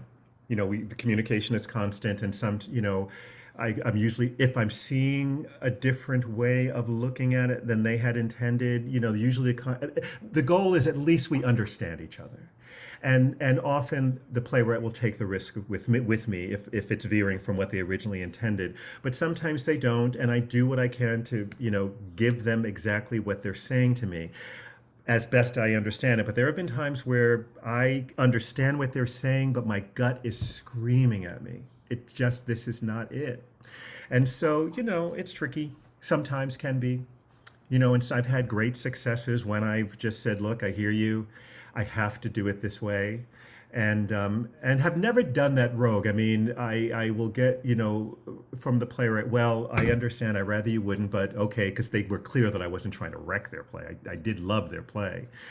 But 2 of my greatest successes were cases like that. And never heard from those playwrights again. Those shows went on without me, So, that's... Well, that's the kind of perspective you have after 24 years. When you're first starting, you want everything to go well. You figure everything's going to ruin your career. And sometimes you have to direct 100 shows. And you realize some are going to be great, some are going to be middle, some just won't pan out. We'll have to fire somebody along the way, and a couple of it becomes this sort of thing where it's all one piece as part of an overall exceptional career. I think that's pretty fair to say about Timothy Douglas, our guest in the neighborhood. Let me ask you some more questions if you don't mind. So, what is the most profound experience that you've ever had in the theater, either as a spectator or as an actor or director?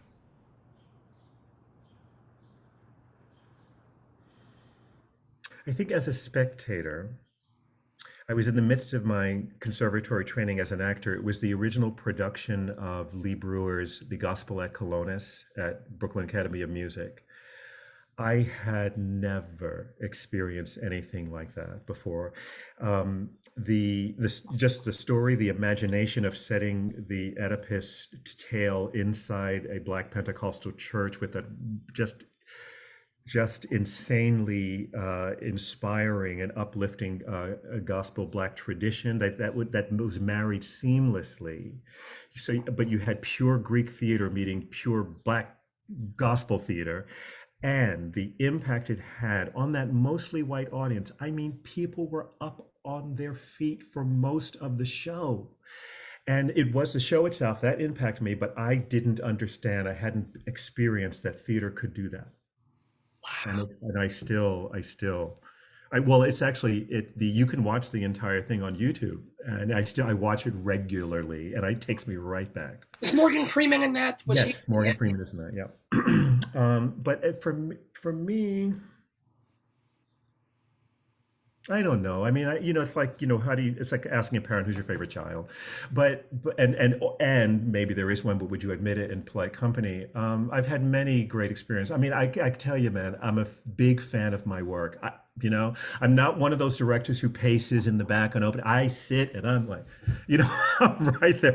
For whatever reason, I have the ability on opening night, because I know I can't give notes after, or I won't unless there's something wrong. I completely suspend, and I'm an audience member. And I tell you, I sit there and it's like I've never seen this before. Right. So there isn't that anticipation of a scene, like everything else works, but there's a cringy scene that you're not sure about. You're just an audience member, and I'm just an audience member. I know what you mean, but I really, as I said, for whatever reason, I can just let it go before that curtain goes up on opening night. And so even if there was a scene that even didn't work on the final dress rehearsal, that's coming. I am so in what's happening in this moment. If the actors are in their zone and I'm not thinking about that next thing. And if I should have a moment, oh, right, there's that scene. Even if that happened, because it's so zoomed in right now, I know it's going to work. I don't know how it's going to work, but I know it will, because there's no way this could not fix that by the time we get there. I'll tell you a funny story. When I directed The Crucible, it's one of my all-time favorite plays. Hilarious show, yes. Hilarious, yes. Why they haven't done that musical yet, I don't know. So more weight. And this cast was on fire at opening day. It was just, so I couldn't, for some reason, there was a mix up with some tickets. So I gave up my seat in the orchestra, and I was sitting up in the balcony, and happily so. The set was just wonderful. So I'm sitting there, and we're in Act 3, and Danforth says, "Bring in Goodwife Proctor." And I completely forgot who I was. I turn to the person next to me, I grab their arm, and I go, "Ooh!" Total stranger. I'd never seen the show before. It was That's what a wonderful sense of wonder to bring to the theater. As a director, as anybody, that sense of the closest I can sort of say to that is there's a friend of Dave, a longtime musical theater critic named Peter Felicia, and when he had seen 1776 for the first time, he was watching it, the musical, and at the end of the first act, he's like, "They're never going to sign the thing. America's never going to happen." Even knowing, of course, we know that things do get worked out. But when you're into the musical, when you're into that, you're like, no, these people, they're just going to argue the whole time, and it's all going to fall apart. So when you get in, I've directed August Wilson's Gem of the Ocean 6 times, and every time I think, oh, maybe this time Sally will make it. And I direct it toward that. Like I just never give up. He's going to get there this time. I'm so glad you brought that up, because that was one of the questions also of like, when you do this a lot, you'll get a jitney or a Gem of the Ocean, a couple of the others, like August Wilson plays, but you do it, and then 2 years later, you're back doing it again. Do you take a totally different tack? Do you resolve things that were sort of unresolved 2 years ago? And it's 6 times. So, like, how do you make the 5th different from the 2nd?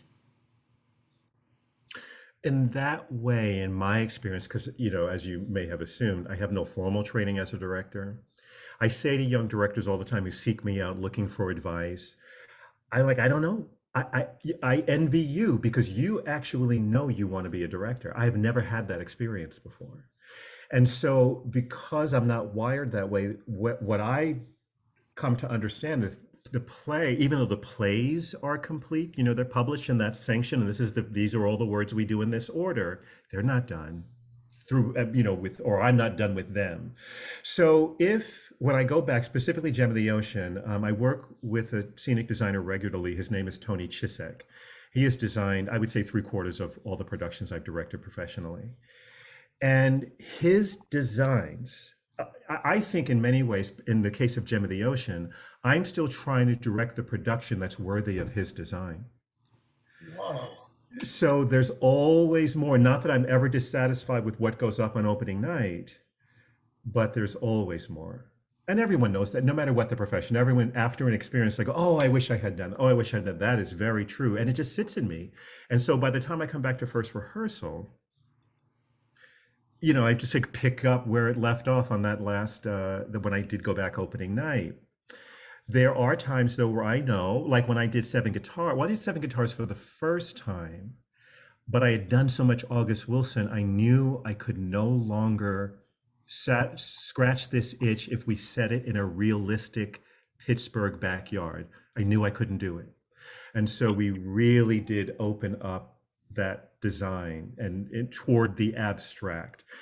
And I felt it was a risk, but the actors, man, they just were all in, and I learned a lot more about the deeper layers of August Wilson, and also, what I'll call this director's vision. Didn't even know these things were there, and wouldn't have found out unless I got it out of that backyard. Let me ask you, do you have any August Wilson stories? Because Dave, he was at the O'Neill Center a time or two. He met August Wilson a few times, had conversations with him, but you must have worked with him very closely. Tell us an August Wilson story. Well, as you pointed out, and one of my greatest thrills in life was to direct the premiere of Radio Golf, the final play in the August Wilson American Century Cycle. Who gets that honor? Me. So during that, but oh God, do I have stories? Okay, so when that came to me, in essence, tapped, there was no script. And of course, you don't say no to something like this, but it's the first and last time I ever took an assignment without reading the script first. So I had to design it without a cast. I had to design it without a script, cast it without a script. I didn't know if I needed more than one entrance into a room or not. But the thing about him is when I got hired, I happened to be directing a production of Fences. And when I get home from rehearsal, he'd call me every few nights to tell me the story of Radio Golf on the phone. So, to his credit, he stayed consistent. So I read the first draft on Sunday before the Tuesday first rehearsal. So there's that. Now, I have endless stories about that rehearsal process, but I'll tell you something about him that everyone who knew him will tell you. If you ever asked him a question, I had many questions about the script we were working on, so for clarification, he would always answer in the form of a story. a long one. Always interesting. But I'm like, I don't need a story. I need you to tell me, But I was just cool, chill until we were 3 days before the tech process, and I still don't know how the play ends. Because he was making changes all during which is standard. He was making changes, but the changes were not leading to the original ending. So I'm like, I have actors about to mutiny because they think I'm holding out on them, and I wasn't at all. So I finally kind of had a moment in front of and with August Wilson, and he just let me finish, and he says, Timothy, you see that boat out there on the ocean? Because it's a big boat, and because it's so big, you can't tell that it's turning, but it's turning. And at the time, of course, I was pulling, my hair out, but somewhere in there, it's not that I had the answer to what the end of the play was going to be, but he took me to a new level of, it's all going to work out. It's all going to be fine. And I was able to take a breath and just, keep going and navigate. I think he taught me how to be, stay really calm. Oh, but okay, here's the pinnacle from that play. Those who know his work, he mentions lots of people by name in all of his plays that aren't characters in the play, and they actually are people in his life. That's how he honors them. People that were influential in his life, he honors them by naming them in the play. So in Radio Golf, there's this long story about how old Joe got arrested for being a fake blind man. And so monologue begins with, well, it all started the day Mr. Cantor died.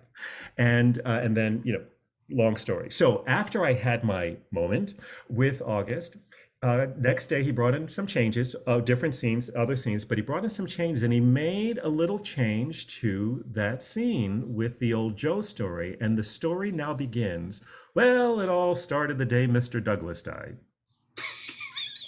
Ah!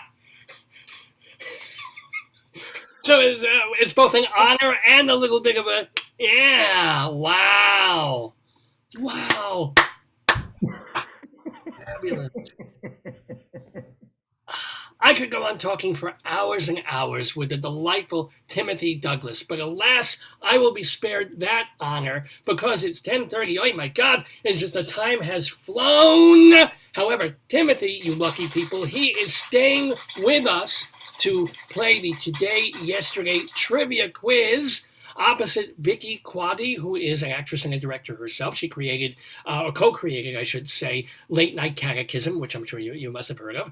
And Yes. also theatrical director and critic Leslie Hoban Blake, who used to run, she'll tell you. Anyway, but alas, I must go. But Dave Lefkowitz, who you've met, he's an asshole. But he's coming. He's going to be doing the Today, Yesterday trivia quiz. He will be here in 10 seconds. If you need to use the bathroom, this is your time. Don't go away, everybody. Shalom to you, and thank you, Timothy. My pleasure.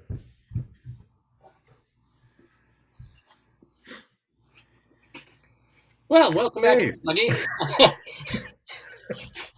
Dave Lefkowitz here, the host and producer of Dave's Gone By, which we do every Saturday from 9 until noon or thereabouts right here on this Facebook page. It is Saturday, July 31st, 2021. We're doing our 809th episode of the show. It's called Direction Home because we're blessed and delighted to have director Timothy Douglas with us in the neighborhood. And I will say, as I said when talking about you before you even came on, thank you for doing such a wonderful job on my play Restoration Playhouse for Red Bull Theater Company. Certainly the crowning achievement in your directing career. Emerging from the oozy, murky swamps of Chicago. Ooh. Ladies and gentlemen, joining us, unmute. We also have with us in the neighborhood, once again, the delightful Vicki Quade. Vicki, unmute. There it is. There you go. Hello. How you doing, Vicki? Actually, pretty well. Finally, I know. I think last week I had the heat up. Oh wow! But wow. because it was hot in Chicago, but today's been better. So today's a good day. So let me ask you, we have with us director Timothy Douglas. He's directed everywhere, including... Everybody's dressed alike. What's Oh, going that's right. on? What's with the red? What- What's going on? Frida Kahlo. Well, What? you can't really see Oh, it here. oh, there she is. Look at that. Oh, yes, yes, yes. How Frida great. Kahlo. There's a wonderful exhibit here out in the suburbs. Oh, cool. So have you ever seen, I don't want to put you on the spot, but Tim has directed at, let's see, I know Steppenwolf. Where else in, not Mary Archie, where have you?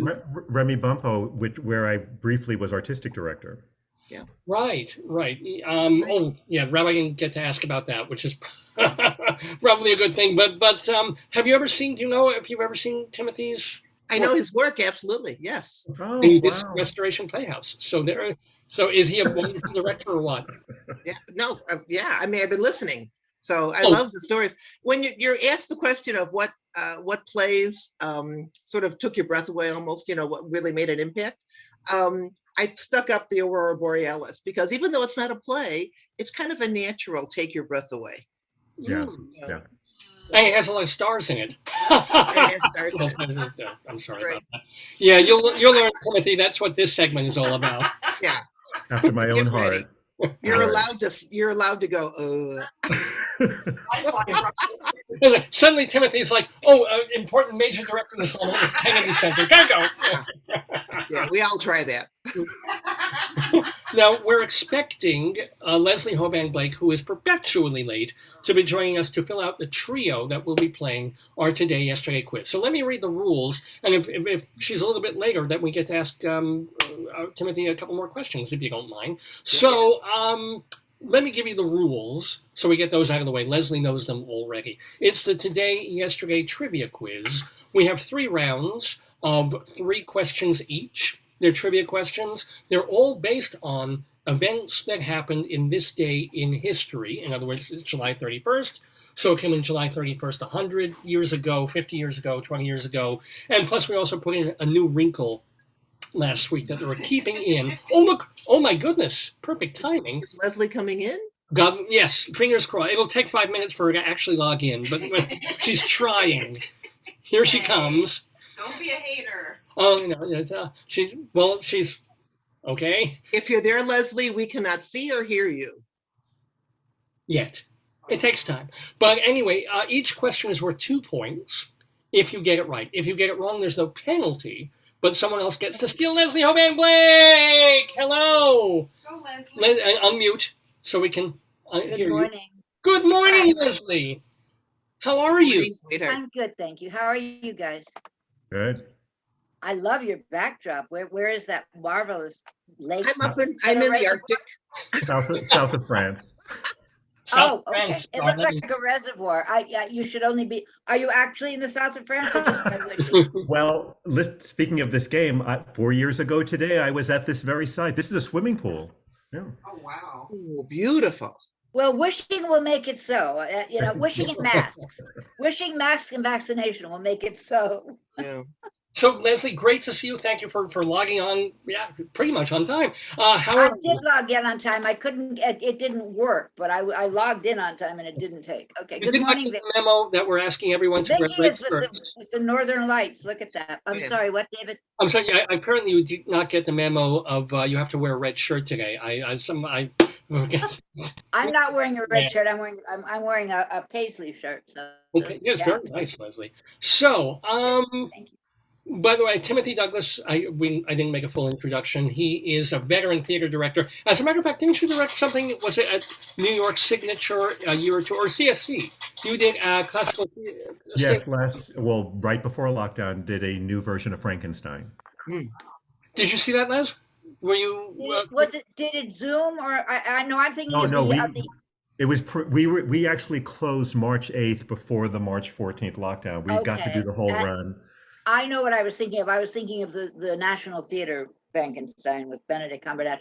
No, I'm so sorry. No, I didn't make it down there, and I generally get to everything at CSC, but that was crazy time just beforehand. So I'm really sorry, but I'm glad that you got to do it. Yeah, me too. We did an interview on our show with Jim Nicola, and now I'm so sad that he's going to be leaving. Yeah. Well, Leslie is the co-host of a video podcast on YouTube called Critic Circle, which features our mutual friend Charlie Gross, and it was Two on the Aisle, which was theater reviews. Hasn't really been theater reviews for a year and a half, so they've been interviewing directors and artistic. Well, we review on the show. We review whatever is available, movie or Zoom wise, that qualifies because of And it's on the YouTube channel Critic Circle. Vicki Quade is the co-creator. I always forget that part. The co-creator of Late Night Catechism, which is reopening in just a couple of weeks at the Greenhouse Theater in Chicago, and we'll soon be joined by I want to call it Halloween Bingo, but that's not the name of it. Holy Ghost Bingo Holy for Halloween. Bingo. Right, that's the He Halloween show. gets the bingo part. He always gets the Right. bingo It's part. the bingo, Holy Ghost, Holy and Ghost then and Christmas bingo. Yeah. Right, for the Come on. Christmas season. So we all have theater people. It's great. I really should have done a theater quiz today, but no, this is trivia quiz. You all know how the game is played now. So, I've got to do my roll a die thing. And since you are the guest, the brand new guest and friend of the neighborhood, Timothy, what I will ask you to do very kindly is pick a number from 1 through 6 and let me know what it is. 5. 5. Okay, where? I have to That's grab my David's pen. number. And so, you usually grab David Sheward's number there. So, okay, we've got Timothy with a 5, and Vicki, since you are not our quote-unquote regular, you're our semi-regular at this point, and if you have your You're brain definitely really, a semi-regular, my dear. I love it. I will take 2. Vicki with number 2. Oh, I'll make God. jokes about that soon. And Leslie, I'll take the 6. If I don't get the one, I get the other. I'll take 6. thanks. So what all this means is to keep things Just so I can be near you, Mr. Douglas. Hey, hey. So we just rolled just so Timothy knows, I have a rolladie.net thing. So that it's a random dice rolling thing. So it came up the number 4, which is closest to Timothy. So Timothy, you get to choose whether you want to go first, second, or third. Second. Second, okay. I'm going to roll the die again. And now it comes up a 5, which is directly Timothy's number, but then closest to Leslie. So Leslie, do you want to go second? 1. I want to go first. I never get to go first. So Leslie, you go first. Timothy, you go second. And Vicki, I'm supposed to third. Yeah. Well, ask Timothy, just so you know, he says there's a roll of die, but actually Joyce sits on the couch and throws up her fingers, and that's how he knows what number to call. It's all rigged. It's all completely. I No. like her hair. Oh, by the way, Joyce is saying she likes your hair, Leslie. Which Thank you very much. Last week I looked like a victim, and today I at least had it done. Thank you. Yeah, it makes a girl feel good to have her hair done. That is perfect. Well, here we go. Here we go. Let's begin the game. It's called our Today, Yesterday Trivia Quiz. 3 rounds, 3 questions each, 2 points per question, and then a tiebreaker whether we need it or not. So the first question goes to you, Leslie Hoban Blake. Are you ready? Yeah. All right. I love the spirit. The year 1703. All I've got this morning. Right, 1703 was the year, on July 31st. Pilloried today by the court of Queen Anne, but pelted with flowers instead of garbage, was this satirical author, whose later pamphlets included parochial tyranny and conjugal lewdness or matrimonial whoredom. Name him. David, Oh, there's no multiple choice. I have to know this. Yeah, this is not a multiple choice. Oh, fuck. Well, it's too early for Jonathan Swift, so that's off the table. Now wait a minute. Who the hell was it? I know this, Whoredom. but I can't come up with the name. Just give me a second. Sure. I do know this. Oh damn. I think I know it. Lin-Manuel Noriega. No, it's not. No, yeah, you go. That's an That's insult. my second. That's my second choice. I'm gonna need an answer. The Wabbit is thinking. Shh. I know you need an answer, and I can't come up with it. And he's well known, and he was a satirist, and I can't fucking come up with it. It's the period is throwing me. Queen Anne is throwing me. You're still getting your periods? Okay, no, I'm sorry. Les, did you? Oh, yeah. I can't think of it. I know it and I can't think of it. I'm sorry. Say a name, or just pass. I said Jonathan Swift, but it's the wrong period. Go ahead, take Jonathan Swift. It's Okay, wrong. well, swiftly we move past that answer because it is incorrect. So I'm going to roll a die to see who can try and steal this question. The die comes up a number 3, which is closer to Timothy.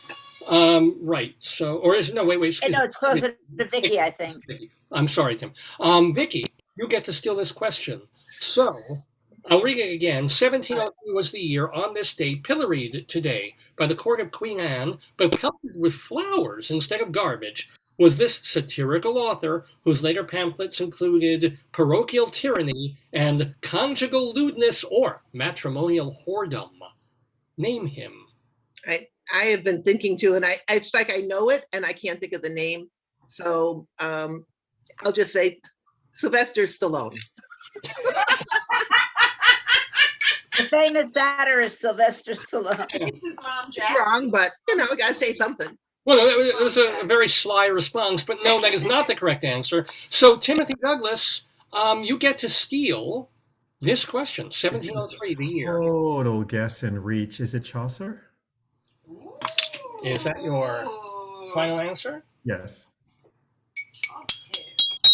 Well, I'm afraid you did not wag the Canterbury tail there. That is not the correct answer. No, you're too early. I was too late. It's in. Go ahead. Who is it? Well, it's not Defriend. Defoe. Ah, Daniel Defoe. Okay. Yes, of course. I knew. Okay. Yeah, it's just one of those. If it were multiple choice, everybody would have gotten immediate. Not normally known as a satirist. He's usually known as a novelist. Isn't Daniel Right. Defoe the one who wrote? Yeah. He wrote. He wrote the Last of the Mohicans. Or am I thinking of the wrong Defoe? Wait. Whoa. Master. No, that's the wrong Defoe. Robinson Crusoe. Am I thinking of the wrong Defoe? Yeah, Mohicans wasn't even a Defoe person, was it? Oh, anyway, no. But the other one was Robinson Crusoe was. But he written by wrote the Defoe. first of the Mohicans, which is much lesser known. It was Jim Mohican, and he didn't. Yeah. And the Four Micans, and then Connie wrote the Four Micans. Connie wrote Have that. it all. It's all. So well done, Leslie. So okay, it's still a tie game. No points for anybody. And I will say this, Tim. James Fenimore Cooper?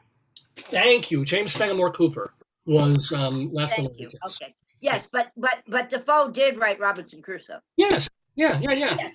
So I'm saying I think of him more as a novelist than I think of him as a satirist. That's the problem. That's all right. Yes. Yeah. That is a trick question. Overthink it. Yeah, Don't right.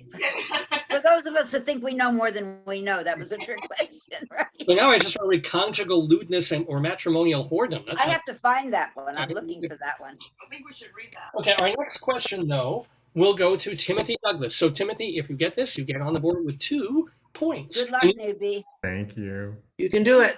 And I will say this, we tell this to all our new guests in the neighborhood who play the quiz. Don't expect to get anything. Some of the questions are ridiculous. Some of them are impossible. Some of them are kind of regular trivia like that one. But, it's tough. And it's just great that you're playing the game. So don't feel like, oh my God, I didn't score any. It's fine. You do get a multiple choice question to start. Here we go. So you have a 25% shot. The year was 1893.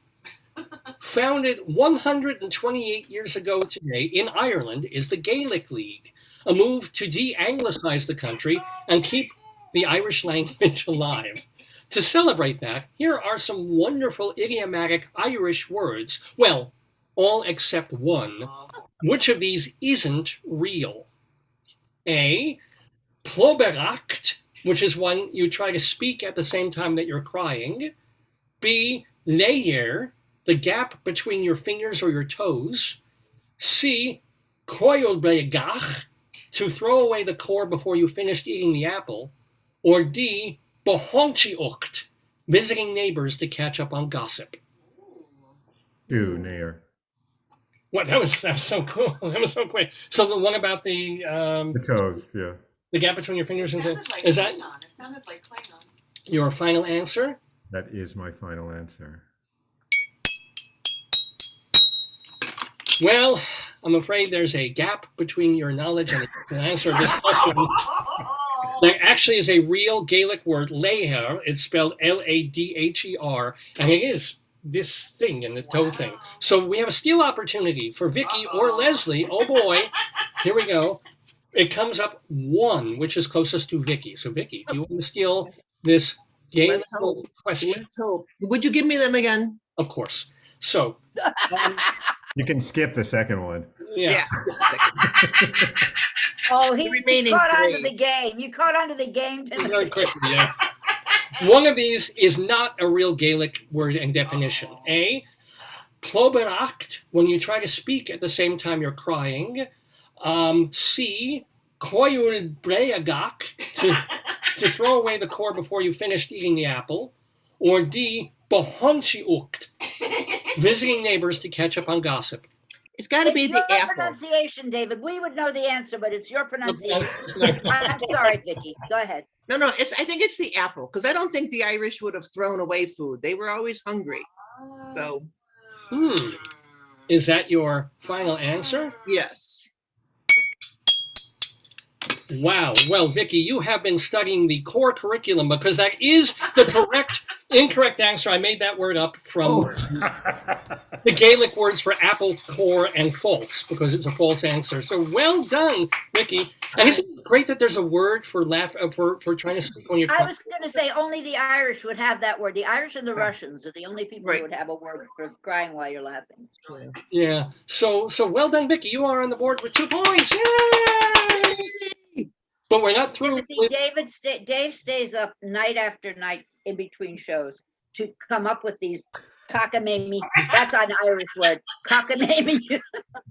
Actually, that is the weirdest question, though. I was kind of busy this week, so the rest of them are a lot shorter and a lot simpler.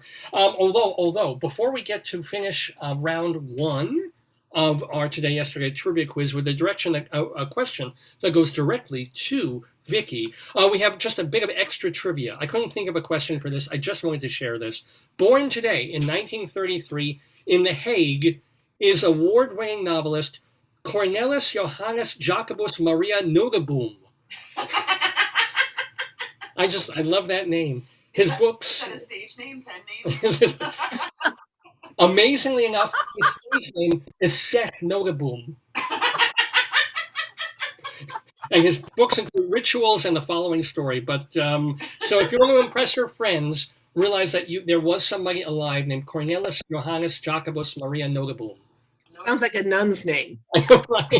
Sister Maria. You have to incorporate her into the show somehow. That's right. Now, Vicki, were you with us last week? Yeah. Yeah. That She almost won last week. So close. But David was here, so it was David. So we're bringing back the new item that we instituted last week, where it has nothing to do with July 31st. It has to do more with stuff that's been going on in the news. And we call this 3 clues in the news. These are 3 words that are related to the word that we want you to come up The with. missing word. Okay, are you ready for 3 clues in the news? Well, is it for me or someone else? This is you. This is your direct question. So if you get it, you take a big lead of 4 points. Okay. Here we go. The clues in the news are twin, phone, duck.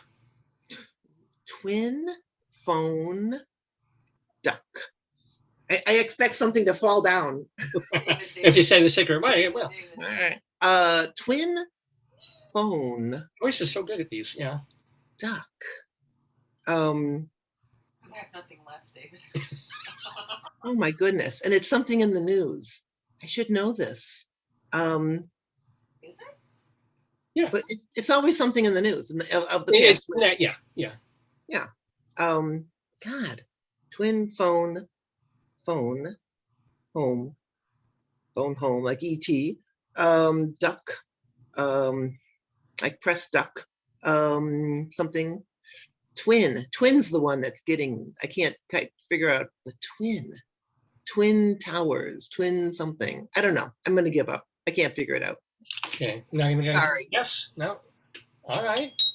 I think our others are struggling as well, but I'm going to roll the die. I got it. And we have the number 4. No whammy, no whammy, no whammy. No whammy. I don't want the question. Well, Timothy, because I just rolled a number 4, so that's closest to Timothy's number. Timothy. The words are twin, phone, duck. Phrase-wise, these are related to the word that we're looking for.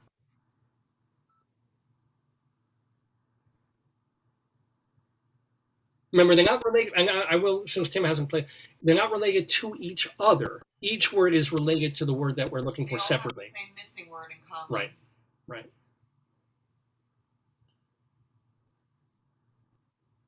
Double audio quack? I don't, I don't know. Cute. No idea. No, you're gonna pass on that? Yeah, well, that's my final answer. I have no idea. I didn't hear what it said. What did I say? Double audio or something? Double audio quack. I don't think Timothy understands the thing. So It would be better if you gave an example of one that we're not yeah, it's doing, like a that we did last password. Do week. that. you Yeah. know, yeah, Fair. like It took us, last Tell it them took us one or two to get the hang of it well last last week. I'm week we had a sorry. really good one about the space and I think space was the word. It was right. So it was like uh, outer, jam. right. Oh, Like I Space see. Jam. I Yeah. Get it? Yeah. Space Yes, Jam. he got it. outer He just got it. The space. penny dropped. Okay. You're right. I should give an example. Too late for this one, Timothy. No, It's my turn. I'm going to let Timothy go again. So No, that you know of course he can go again. I was being facetious. We're being fair. Okay. Something blank. Well, sometimes it can be blank or something. blank something. It's Yeah. a Chicago thing. Now Timothy I understands understand. that. Twin phone duck. In the news. In the news. Or just like duck blank. Or it's blank duck. Or Right, blank exactly. duck, but the word and then phone blank or blank phone. Yeah. Yeah, no, I understand what I'm looking for, but the director in me is like, let's keep this moving. Let's go. Yeah. Thank you. He's already Let's sick of the go game. for it. He must be anywhere else except here on Saturday morning. So you're gonna. I'm gonna pass. Thank you. You're off your medication. See, Timothy, I'm also a director, but my way of doing that would be, let's talk this one over. It wouldn't be, let's get it moving. What do you think? When I get to that point, I'm like, let's sleep on this. Let's just table it. And Right, come right. back. I know. Table it, back burner it. Right, I got it. I know. So Leslie, this question though is yours. Well, we've had lots of time for me to think about it, as if that makes any difference. The first thing that came to mind was the Olympics. I'm going to stick with that. I'm not sure how it would function, but the Olympics. Is that your final answer? It's either that or de Blasio. But it's not a word. You have to think of a word. Well, Like, what is a word? duck twist or something like Does that. it It's have a to word. be in the Well- am I making that mistake? Yeah, you're making the mistake. Does it have It has to to be be in a the word? word, It has to one be twin word. something or All no, three. I think not, Vicki. I think you're being too concrete. I think you'd be a little more abstract in this. Am I wrong? No, I I don't think you're think wrong. so. It's very concrete. It's a very concrete. It's It's a very one word. concrete thing. Lame, Lame, lame is the only word that's So not. you have the idea. Is that your final answer? Is that Yes, now it is, yes. so? It's not the right answer. Okay. But it was not a lame answer because there is Twin a lame, lame twin. Come on.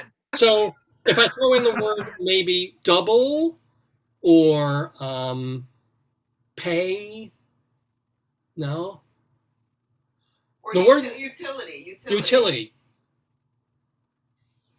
The word we're looking Or for, phone. You said phone, right? Phone. yeah, phone. is It's what it- twin. The word twin is because it could be duck fall or What is it? yeah, duck quack. But With, twin quack, quack tit, duck bill. Bill. What? Bill, Oh, Bill But- was the word. twin bill, Phone duck bill, bill. phone bill. Phone bill. I'm sorry. Oh, twin bill. I see. Yeah, that was Yeah. that's the one that threw me. Well, Bill. what is a twin bill? I call it I a can double get bill. What's a Two twin bill? movies on one screen. You buy Okay, your ticket. that's a semantic or an idiomatic use of that word. I'm sorry. I call it a double bill. I would I never would've- come all right, I back. should have done double. All right, fair enough. You'll bill me later.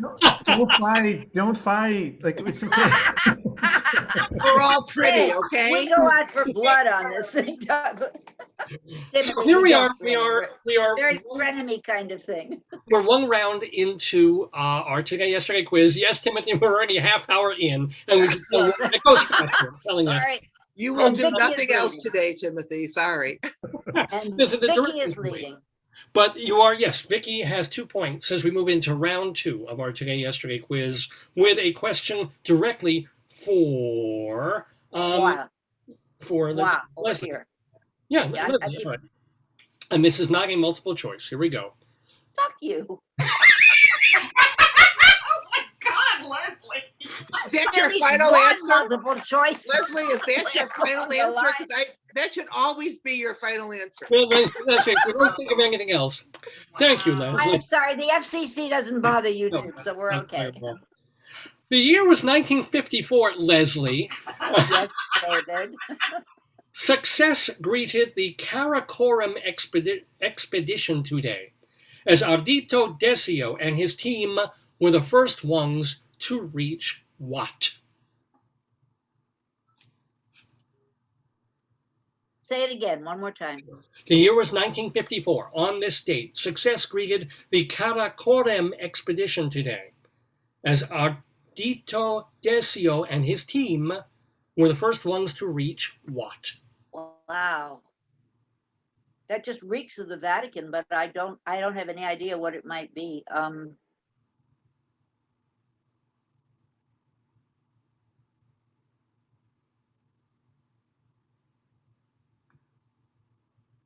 Oh, wait.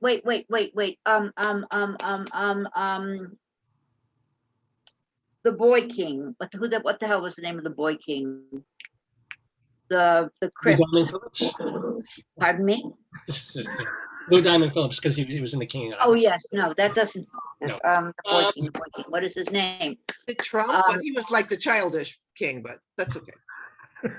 No, I'm thinking if they found the tomb of the Boy King, Pharaoh King, the kid who King died Tut. when he was 12. From the common? King Tut. That's what I was thinking. That they found the tomb of King Tut. Thank you for the help. You're not supposed to help me, but thank you for the help. But I That's think my that was only like answer, given the year. 1908. Oh, I think I see your son behind you, Leslie. Does he want to come on and say hi? No, he's not behind me. That's my robe on the back of the Oh. door. He sends his regards. All right. I'm having a day. Okay, Leslie, we need Joyce and David, he sends his regards, and he says, no, it's probably a lot of sports questions. And he said it's, genetic. He doesn't know the answers either. So fair enough. But this is not, well, I guess this is a, At least he's not a rogue. We know he's a human being. but So- he appreciates the offer, the invitation. Thank you. so, Leslie, 1954. I'm going to say that I'm going to say thank you. The opening of the tomb of King Tut. Tut, Leslie. That is not the correct answer. Not even so, with help. I would have given you one of the 2 points, just so you know. we're going to roll a die again, or roll a die, and this comes up directly closest to Leslie, but second closest to Timothy, because I rolled a 6. So, Timothy, do you want to take a stab? Total guess. I'm going to say the South Pole. Is that your final answer? That's my final answer. Well, we took a poll, and that is not the correct answer. So I'm afraid, Vicki, this is a possibility for you to get a couple of points. Steal. All right. I'm thinking, if you read the question, I'm sorry, one more time. Of course.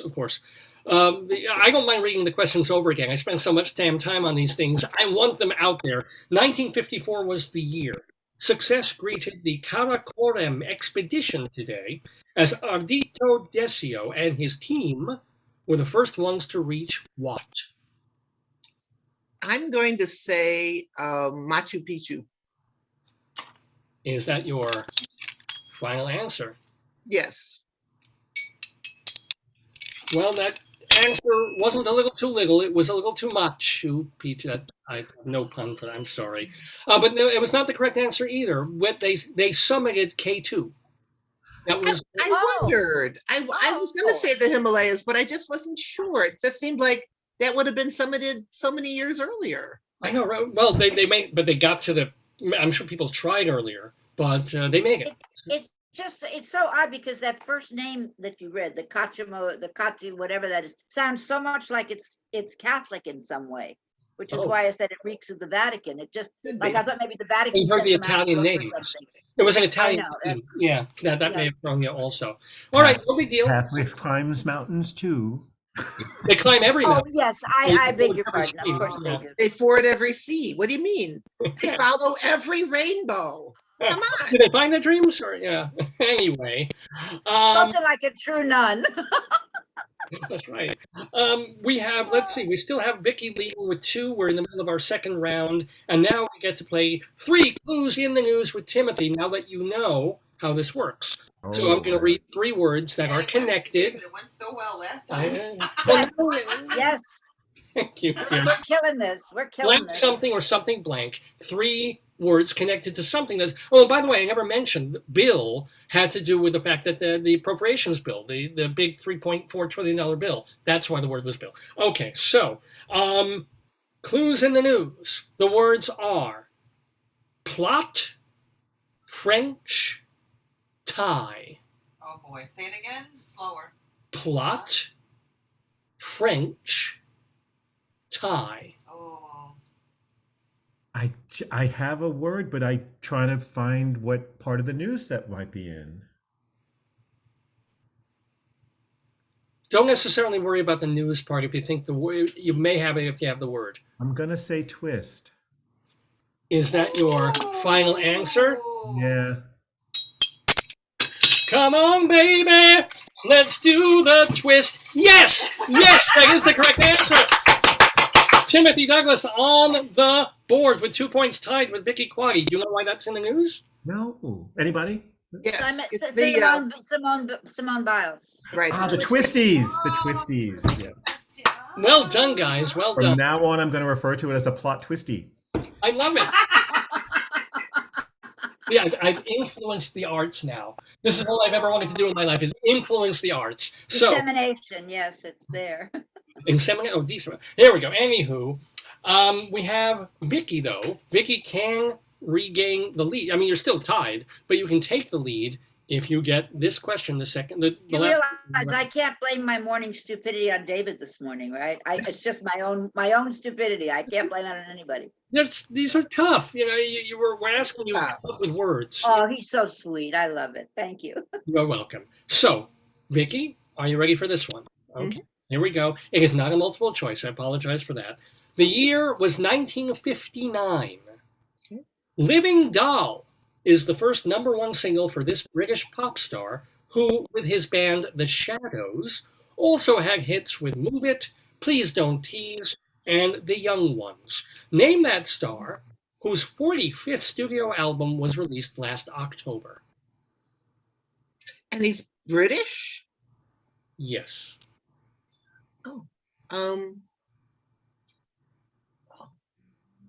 British.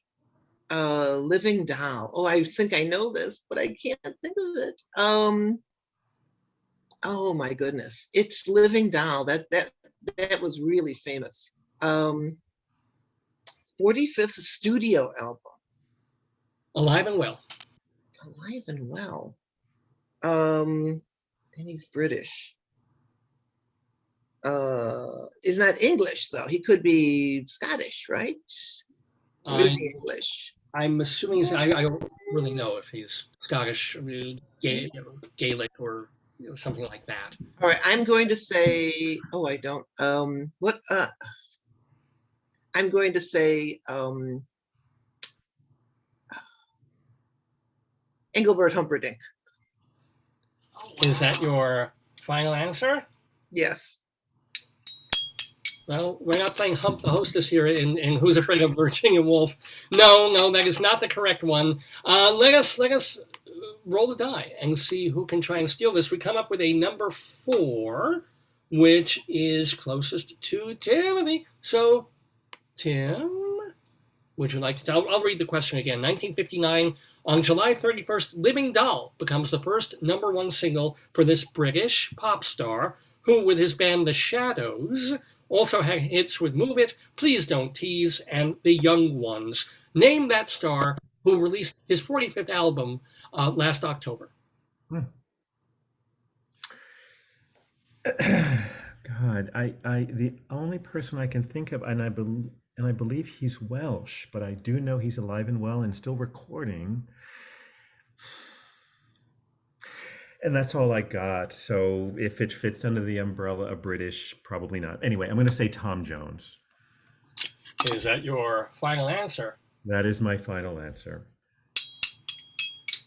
It's not unusual to get that question wrong, which you did. I'm afraid that you do not get points for that, but Leslie, this one goes to you. You seem to know the pop era and that. I think because the only clue that made any sense to me is the young ones, and I think that's Rick Mayall. If I've got the right name at all, there was a guy named Rick Mayall, and I think he's still alive, and I think he's still producing. So Rick Mayall, R-I-K. And I know who you're talking about. Okay, but that's not him. Okay, that's my guess. Because I also thought Tom Jones.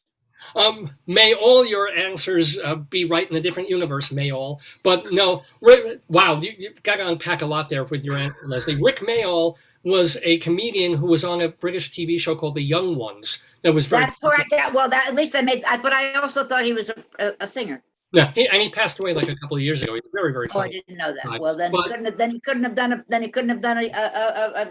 another thing last year. Yeah, It could have been Petula Clark. Yeah, it would just be 45 minutes of silence, which some people think this show should be. But Leslie, what was interesting, I just got this now, was The Young Ones. His character, Rick, used to make fun of the person who made The Young Ones a hit, as well as.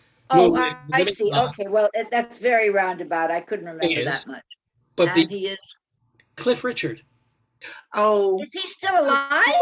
Yes, That he was just the put out. first person I thought of. I swear to God, and I thought, no, well, he's dead. And I went on from there. That's so Wow. funny.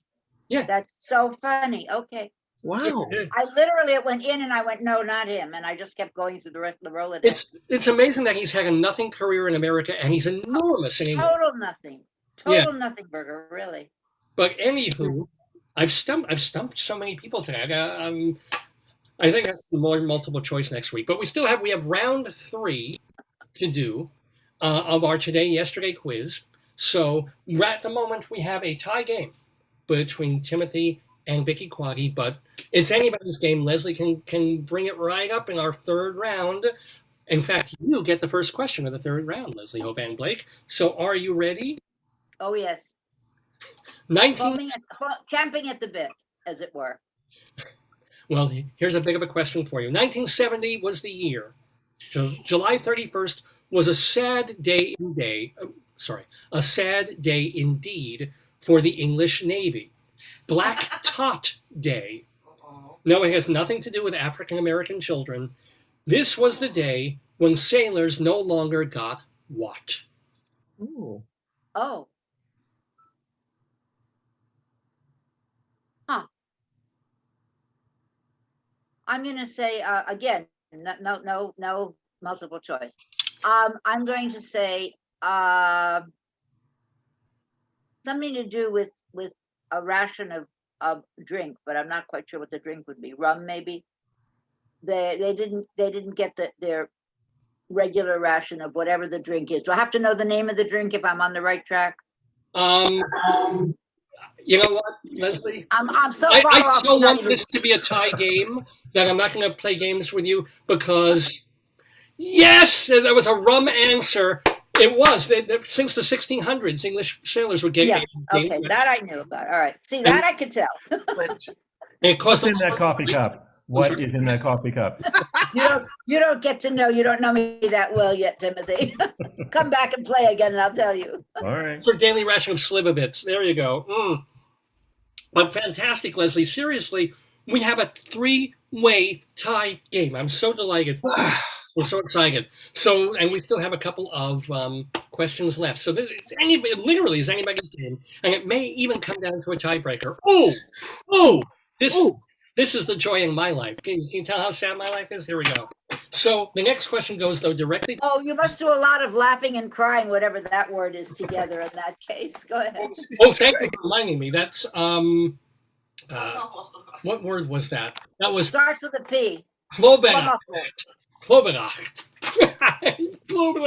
So here we go. It's called All of your Irish sounds Scottish, you know. Bittersweet. Oh, really? It's bittersweet. It's bittersweet, yeah. Right It's, on. It's paradox. well, I don't get off scot-free. So here we go. I don't know what that means. Timothy. I do. It's the Dred Scott decision is what that I dreaded that decision too. 1984, Timothy, was the year, and this is a multiple choice. 1984. And we had that wonderful name before, Cornelis Johannes Jacobus Maria Nogaboom. Here's another wonderful name. Sister. Just a glorious day for Sergei Bubka at an Italian athletic resort. Sergei Bubka set his 35th world record in this event. Wow. Was it A, weightlifting, B, shot put, C, long jump, D, pole vault? Ooh. Well, it's a guess, but Sergei Bubka is the perfect name for a shot putter. So I'm going to go with that final answer. Is that your final answer? So, well, I'm so glad that you took your shot, but that is not the correct answer, I'm afraid, Timothy. So we roll the dice. He's so mean. He gets your hopes up before he dashes them. He's so mean. Just like That mom and second dad. of, I got it right, and then he goes, no, you didn't. Okay, well, I rolled a number 3. I've got to figure out who that's closest to. I believe that's Vicki. So, Vicki, you get to steal the legendary Sergei Bubka on this date in 1984. Set his 35th world record in this event. Was it weightlifting A, C, long jump, or D, pole vault? 35th world record. Yeah. World record. You should do a Dr. Sue and ask for hints. Pole jump. The pole. The pole vault? Is Yeah, that pole vault.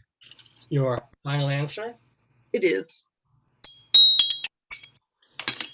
Well, don't blame me. It's not my vault because you're right. You got that answer correct. Yay! Excellent. Well done. Well done. Vicki Quade in the lead with 4 points in our yesterday quiz. Oh my God. Oh boy.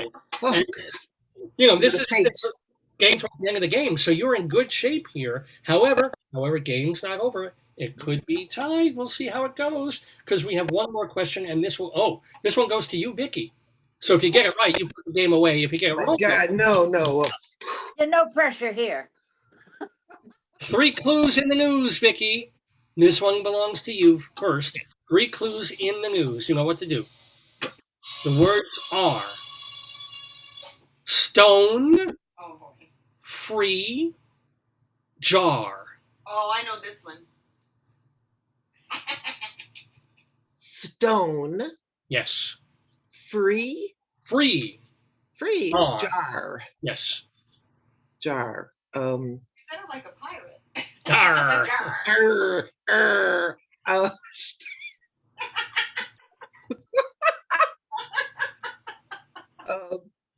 Jar.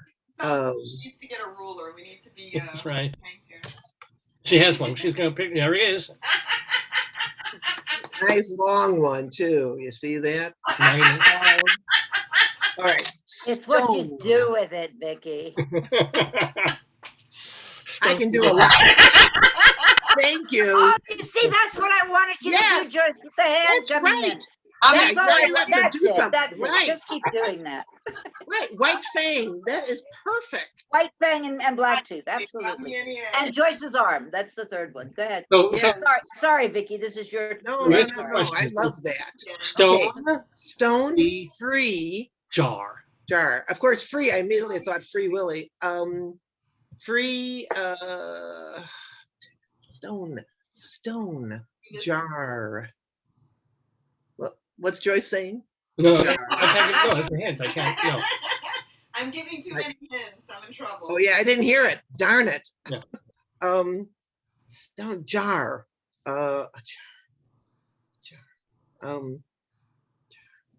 Oh, I want to get it, but I can't. Stone. Free. Free. F-R-E-E. Not the number 3. Free. Yeah, F-R-E-E. free. Say, Sorry. spelled the long way. Free. Yeah. Uh, Joke there. Yeah. Stone. Rolling. I don't know. Rolling stone, rolling jar. That doesn't make any sense. But is that your? That's it. Yeah, sure. Why not? Well, you may want to get stoned after this because. Well, I actually, knew it was wrong. joke, not that. Yeah. No, sorry, Vicki. That is not the correct word, not the correct answer. So we may have a steal opportunity here. We come up with the number one, which is closer to Timothy. Come on, Timothy, you can do it. I know it's tough, isn't it? Yeah. Stone-free jar. Yes. Think of them individually. Yeah. Again, they're not connected to each other. So They're think of, each like, connected to. Blank, Yeah. or the word in a blank, the word in a blank. Like, don't make a phrase. It's easier.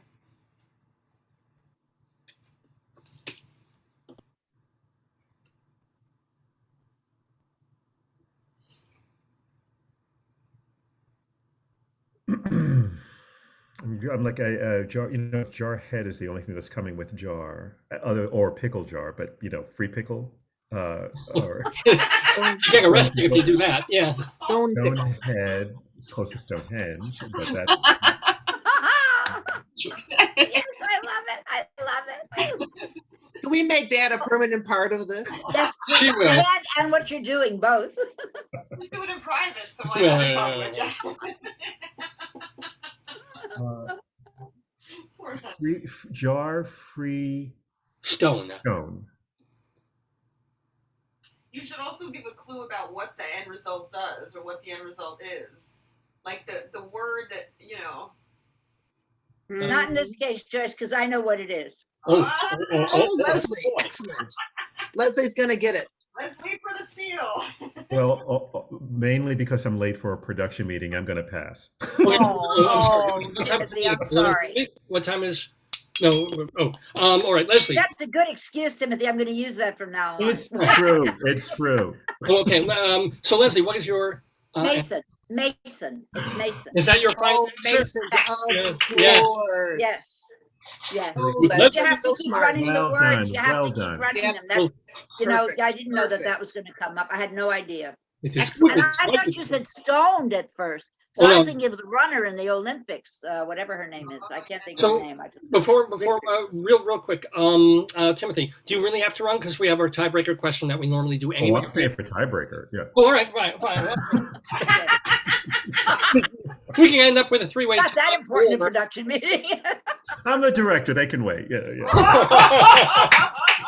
No. They always told me that the director has to be there first. Wait a minute now. Come on. And hence, how far did you get in your directing career? I'm just asking. Whoa!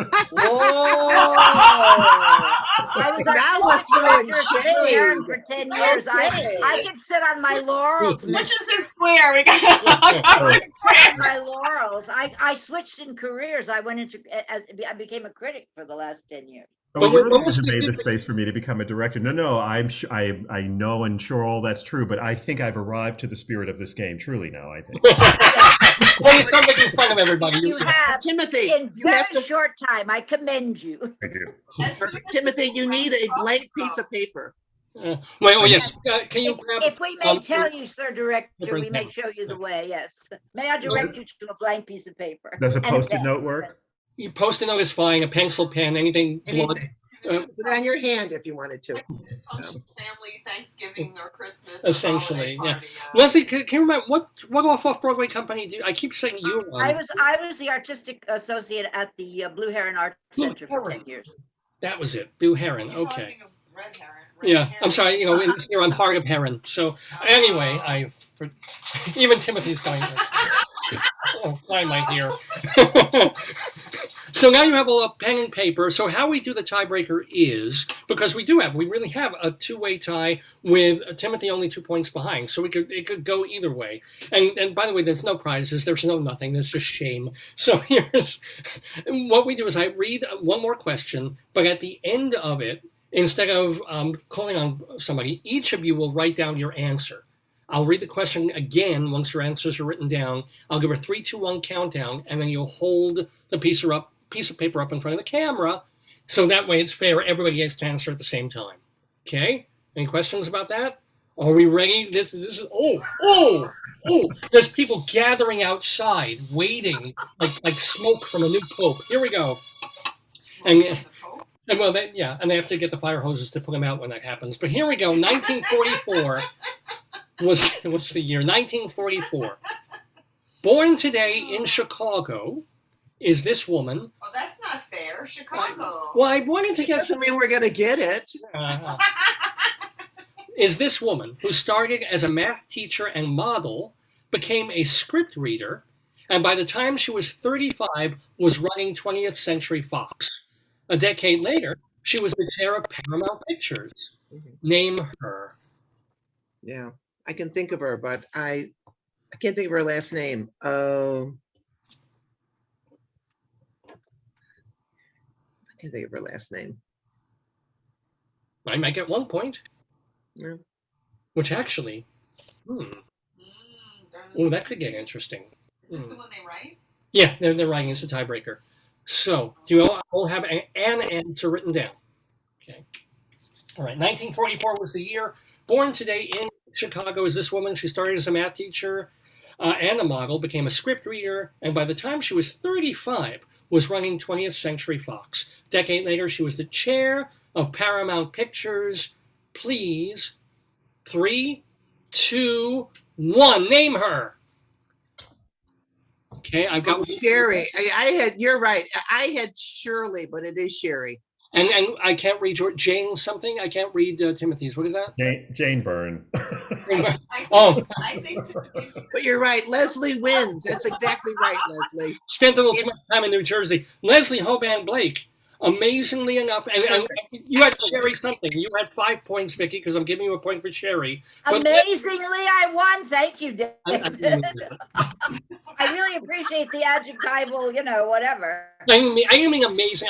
It was an amazing thing that it came down to the tiebreaker because it never does usually. Usually we just do it for fun, but today it was a real tiebreaker. Yes, what a fabulous game! You won, Leslie. Excellent. And you're all such great. Thank you. I will be modest in my winning. Yes. Yes, indeed. So let us remind people about. Could I just say that Leslie gets an extra point for saying "fuck you" on Actually, she said it to me. Just give her an extra point for that. I think she said it twice, at least twice. Wait. Oh, Les, we lost your audio. Oh, that is the FCC, honey. I could remove the Hoban. Thank you, the FCC. I could remove the Hoban and put "fuck you" in there.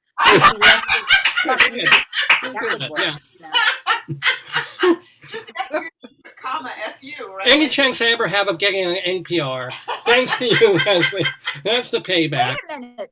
On the CW, they have on AMC, they have a new show that I love. It's called Kevin Can Fuck Himself, only they block out the U and the C, so it's FK. Kevin can F blank blank blank K himself. Really? That's the name of the show? Yeah. And that's network TV, man. And is he using a really big dildo or what?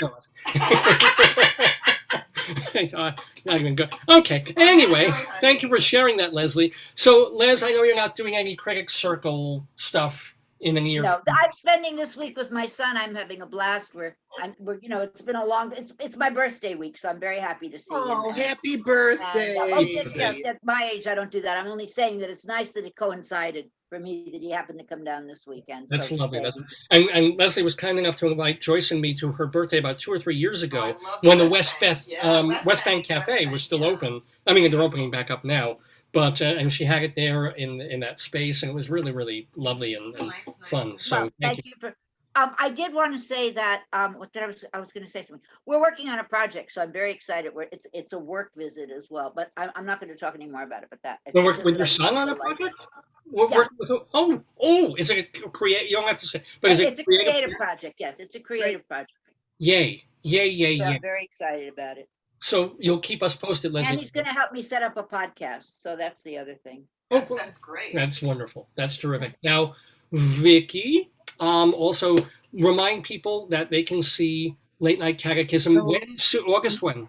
Oh, no. Late Night Catechism reopens at the Greenhouse Theater Center on September 10th. September 10th. Okay. Right. And then a couple of weeks. And for an open run, and also then in October, Holy Ghost Bingo, and in December, Christmas Bingo. Are you working on any other performances? Yes, I have a game show. I think I told you about this. No. Oh yeah, I have a game show that I'm going to be performing in September. It's called "Are You Smarter Than Your 8th Grade Nun?" I love it. It's adorable. And is that going to be It's gonna be a lot of fun. physical in the greenhouse? Where's that? We're gonna do it like for fundraisers and special events and things like that, because it's only an hour long until Right. I can maybe expand it a little bit. But I have the wheel already. I have all the subjects, subjects like civics, geography, things that your 8th grade nun would teach, religion, of course, history, Love it. That I love sounds it. terrific. Yeah, I wish I were there in Chicago to see it. Quite honestly. It's gonna be a lot of fun, and I'll have some film of it in September, so I'll be able Good. to post that on YouTube. It'll be good. Now, Timothy Douglas, the director, of course, of hundreds of shows, most especially Restoration Playhouse. But other than that, he is. Oh, you directed that. He I did. just saw it. I loved it. The rhyming couplets. Who the hell knew he had rhyming couplets up his butt? I didn't know that. It's not where I pulled them from, but yes, thank you, Leslie. Thank you ever so much. But you'll be directing in Baltimore Center Stage. Is it in October? You have your next project is what? Actually, no, I'm directing a play titled Baltimore by Kirsten Greenwich for Emerson College. And then next year, this time, I will plug this. I'm finally helming my first opera. It's a piece called Champion. Terrence Blanchard did the music and Michael Christopher did the book. And this will happen at Boston Lyric Opera in May. And who is the wonderful. champion who's involved? Is it who I think it is? Say again. Who is the champion? Who is the champion subject? The subject matter is the boxer Emil Griffiths, former welterweight champion. Yeah. I know exactly who he is. Oh, it sounds wonderful. Oh, it is. It really is. Now, I wanted to ask one last question before and Tim, you've just been so great staying with us. But one more question for Timothy, especially since Vicki brought up rolling for Rolling Stone and Mason and Jar and all that. I read somewhere that you, as a director, you consider yourself a rolling audience, and I love that phrase. Can you explain that? It sounds familiar, but I don't really recall what I was referring to. But what hits me is what I was talking about was, because I direct regional, I direct so many different places, and the audiences, I can mark the difference between the audiences depending on what part of the country or what part of the world I'm in. And so, just accumulatively, the impact of all of those audience inside of me is sort of part of what influences how I make certain choices for storytelling. Wow. And this is You right. take multitudes. Yeah, what a master! What a pleasant, lovely, fun guy. I want to invite you, Timothy. You're going to have an incredibly busy schedule coming up, but would love to have you back playing the trivia game if you ever want to do it again. Only if Leslie is here. Hey, what about me? Wait a minute. Oh, absolutely. But you actually play the game. But I Wait till Leslie says "fuck you" to you. Wait, I want to hear this, because from a fellow director whose job it is to suss out all this stuff. What is it I do instead of playing? I feel like you single-handedly were brought here to entertain me, and I'm very, very grateful. Oh, I am so. You have made my week, Timothy. Not just my day, but my friggin' week. Thank All right. you. You're Thank welcome. you so much. I want to come swim in your pool. That's what I want to do. Yeah. Well, thank you to all of you because you've all been incredibly delightful and entertaining. Big shout out, of course, to our great friend David Sheward, who usually plays the game, but he's on vacation. He's too busy this week. Well, we'll see about next week. Leslie, I hope. Wait, I have to say, in David's defense, it had to do with what time he had to check out at the hotel. And we tried to make it early enough. I couldn't come any earlier than 10, and he wouldn't be checked out by then. So that's what happened. Well, that was last week. But I'm hoping next week. My noble opposition, my loyal opposition, whatever we call him. I mean, I just, fair enough is fair. All of you, I'm incredibly grateful that you take time out of your Saturday mornings to be with us in the neighborhood. I'm going to let you. It's the crazy Zoom thing. I can't do like a cool wash and just say thank you. So I'm going to let you do the dating game one by one. Bye bye to Vicki Quade. Well, let's do it together. One, 1, 2, 3. 3. Come on. Ah. There we are. Yay. Okay. Okay. Thank you for letting me direct you, Tim. Bye, Absolutely. Tim. Thank you so much. My pleasure. Thank you. Lovely to meet you. And finally, Leslie Hoban Blake. Thank you. Feel good. And we hope to see you next. Thank you. I really do feel good. I'm scared because they keep telling me it's going to not feel good soon. And I don't want that. I don't want to wake up that morning, because I've been having, I don't mean I don't want to wake up. I do want to wake up, but I know that particular morning is going to probably blow my mind when it actually happens, if it happens. Everybody, You know what I'm saying? everybody's different. I mean, we had our dog went through what you're going to be going through, and he never I watched had a bad time. I mean, he went through like 30 things, over the course of a month daily. I only had 21, yeah. There was never a point where he really suffered from that. Really? Really, honest to God. I mean, he would suffer with kicking. It's not so much suffering, it's exhaustion that I'm a little afraid of because I'm tired all the time anyway. I walked a mile with my kid yesterday. That's a big friggin' deal because I don't do a lot of walking anymore. And we just started, we were walking and talking, and the next thing we knew, we had walked a mile. We know you've been talking. That's do you realize where we are? We did that. And I was like, yeah, hey, wow, I don't want to do it again if I don't have to, but it was fun.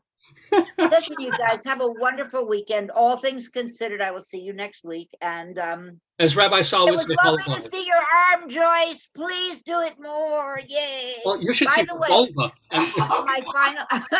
my final word on that is, did I tell you guys that I met Soupy Sales at the Fryers? Soupy cereals? No, not now. I know Yes, that. Soupy Sales. What is her name? Now I had it on the tip of my tongue, and now Jamie DeRoy. Jamie DeRoy was a fryer, and she took me to lunch there, and we were eating, and there were several elderly comedians, among them Soupy Sales. Yes, who was eating soup as it happened. How did was that relevant? How did that come up? When I was talking about Blacktooth and White Fang and that she should do the thing from Soupy Sales, I had totally forgotten that I'd actually met him. That's all. I'm trying to get my Zelig credits for having met everybody in the world somehow, some way. That's my. Your 1 degree of separation from Soupy Sales. Soupy Sales. Did you I ever was meet actually Jackie Mason? right there. You have a Jackie Mason story? Did you ever meet him? He was there. He did a number on the street corner one night. Somebody stopped and said, "You're Jackie Mason." I swear to God, he did 5 minutes. But that was what Henny Youngman used to do. We met Henny Youngman in an elevator, and he did 5 minutes. We said, "Hello, sir. You must be the other Henny Youngman," and he just did 5 minutes. That was the joke. Well, actually, the Henny Youngman story that's quite wonderful is that he would hang with other comedians all the time. So he'd tag along with them, and then he'd start doing like 5 minutes of shtick. But then he expected everybody to pay for his meal because he just performed for them. I didn't know that. Was But brilliant. he was Yeah, just doing it in the elevator for us. There was no gain or anything other than, our absolute floor, mouth open. I will say this. I did meet Henny Youngman, and I led him to the bathroom. I'm very proud of this. Henny Youngman was old. How old was he? He was when he you was had at to do that? Sardi's. Oh. He was at something at Sardi's, and he just and he put his hand on my shoulder, Wow. and I guided him, and it's like bathroom here, and I had to wash my hands 8 times after holding. No, I'm kidding. I'm kidding. Did he give you at least a $1 for that, at least? Or No, he thanked me. It was Henny friggin' Youngman. I was proud to do it. I You know. It was a joke. He let me blow him, so it was fat. No, I kid. I don't even know what I'm saying. Because the air dryer was broken or something? What? I'm going to give you that last line. Leslie Hoban Blake, thank you for being with us in the neighborhood. Feel good. Love you. See ya. Take care, guys. Bye-bye. Bye-bye. Here on Dave's Gone By in the neighborhood, that was one of the best, most fun games we have ever played of the Today, Yesterday trivia quiz. And it's funny, I kept the questions so short and so to the point, most of them, and it still took over an hour to get through them. That's the game. That's our Today. That was a Say, wasn't that fun? Oh, sorry, I missed Cynthia's shoe. Oh, so I'll tell her, Sorry, hey. Cynthia was playing along. We missed Cynthia. Oh, Cynthia, if you're still listening, we weren't following on the Facebook of answers, but I hope you got some of them right. I hope you enjoyed.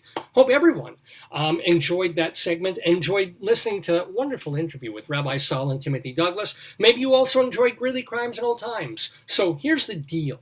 If you like the show, tell people about it. send them to my website, davesgoneby.com, DAVESGONEBY, davesgoneby.com. You can also write to me. Let me know what you think of the show or suggestions for future shows. davesgoneby@AOL.com. Remember, it's Dave, like my name, the letter S, Got Sharon gone. Lansing and Mason. Oh, what about me? She got Mason. Very good. Sherry Lansing, yeah. Wow. Yeah. You know, and some of these things, again, it's like Alex Trebek. I always seem so knowledgeable. I got the answers in front of me. I wrote the questions. If I were on the other side of it, I'd get maybe, 4 points out of a typical game. I don't know. You always know those facts like that. So, but when you have to pull, I wouldn't have gotten Sherry Lansing. I would have been, I know. think it's too much distraction. Yeah.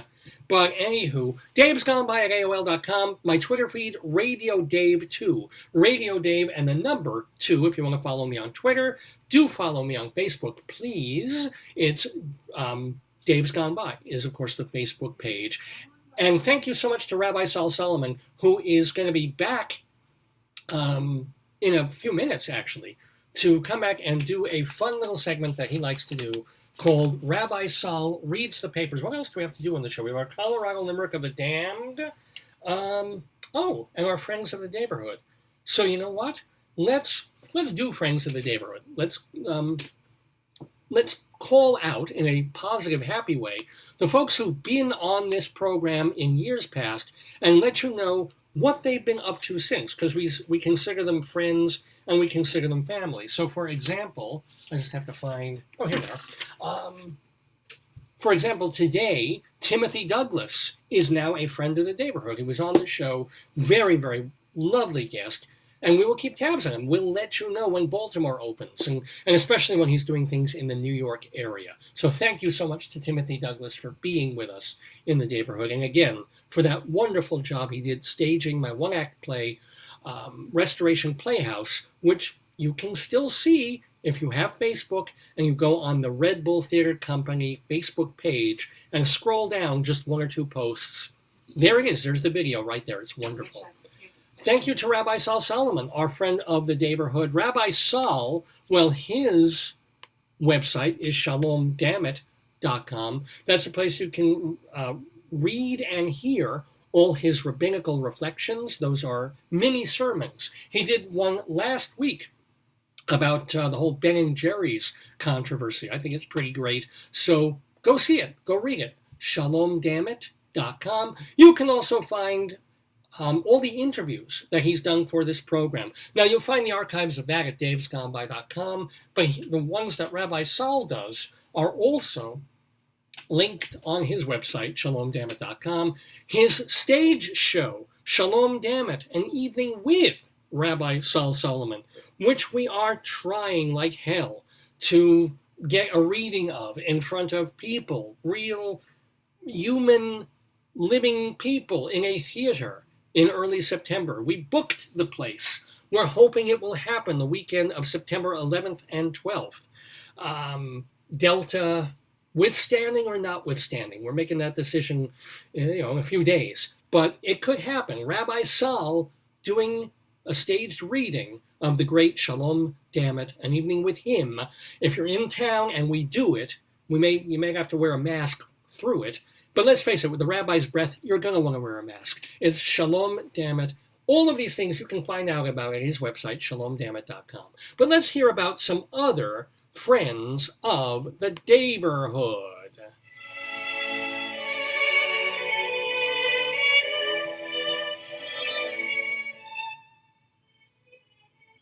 So let's find out what our friends are doing. For example, congratulations. Congratulations to our musical friend, Steve the Whistler Herbst.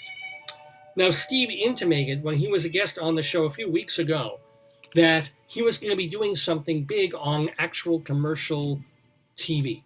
He couldn't talk about it. They have the gag order thing for stuff like that. But Steve the Whistler Herbst, finally, on July 18th, he appeared on national television on an episode of To Tell the Truth, where he was the subject. You can watch the actual video on Vimeo. So just look for it, Herbst, Herbst, is to tell the truth. And the game is he and another fella, one of them is telling the truth, one of them is lying, and the question is, which of them is the professional whistler?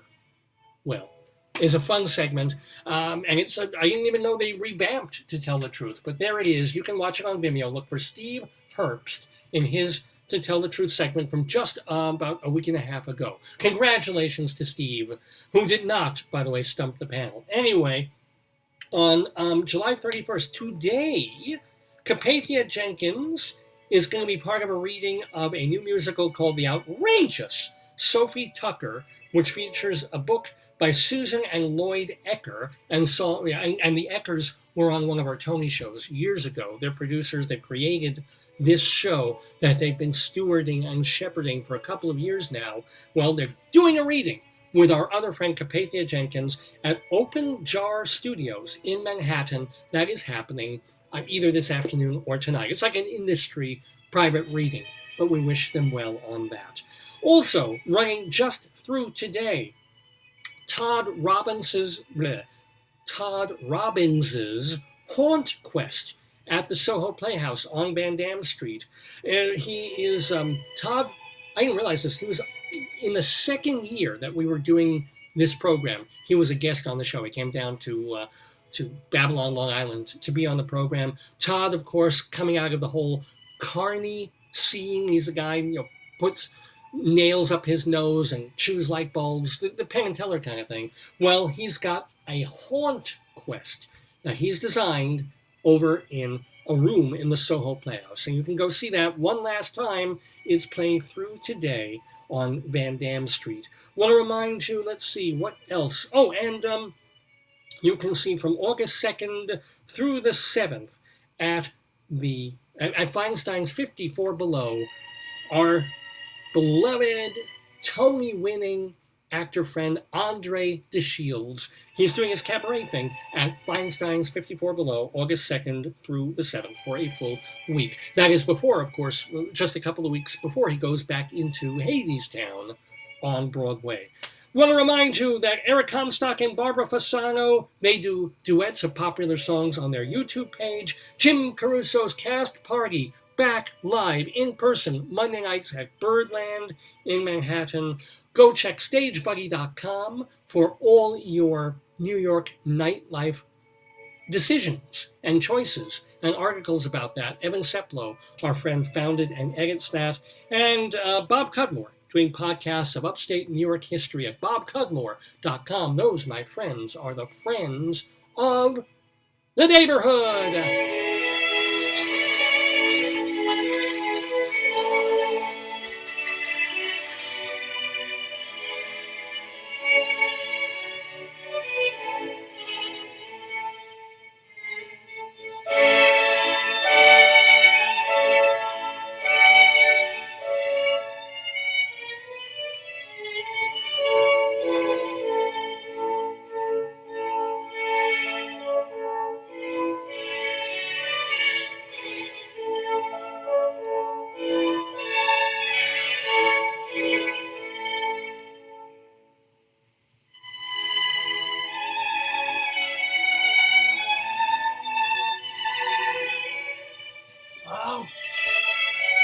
Bless you, my child.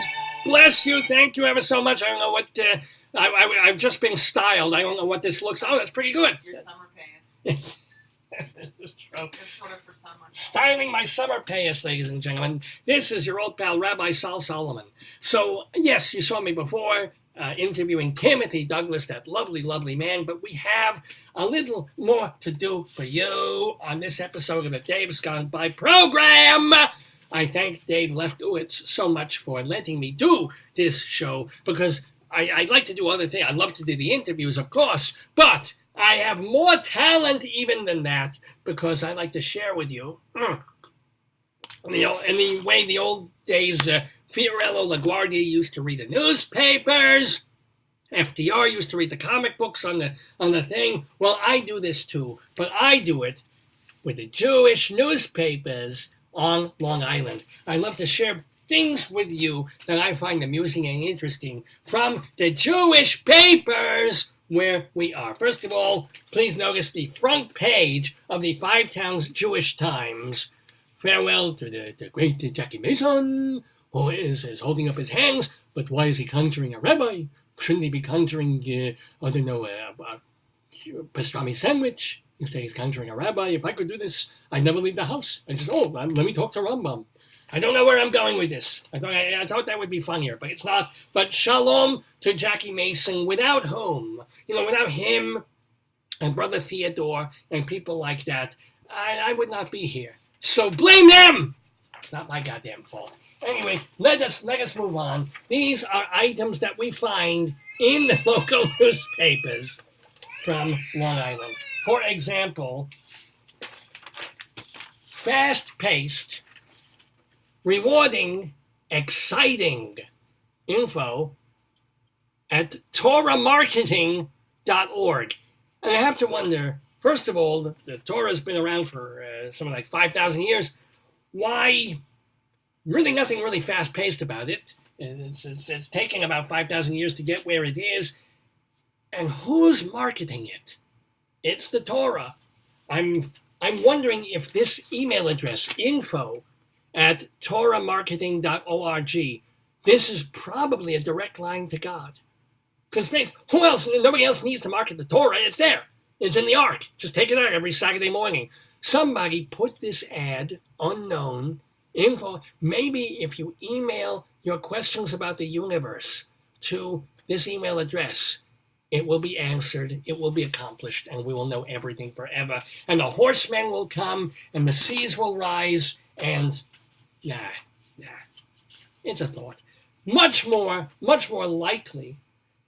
And who knew that people are still actually doing this, even though it's 2021 and not 1951. Oh boy, it's Long Island Mahjong and Canasta event. Because, not only do Jews love Chinese food, they love everything with Chinese symbolism on it. They think they can open this up and a fortune cookie falls out. Lunch and play, learn and play. What is it, how much? $72 to push cubes around? Mahjong and Canasta. Wow. I'm down with it, I ladies and hope they have gentlemen. nitroglycerin. Now, this is, if I want to push back to school, if I want to say, children in just a couple of weeks, back to school, it's good for them, they learn, they get them out of the house. Oops. The imagery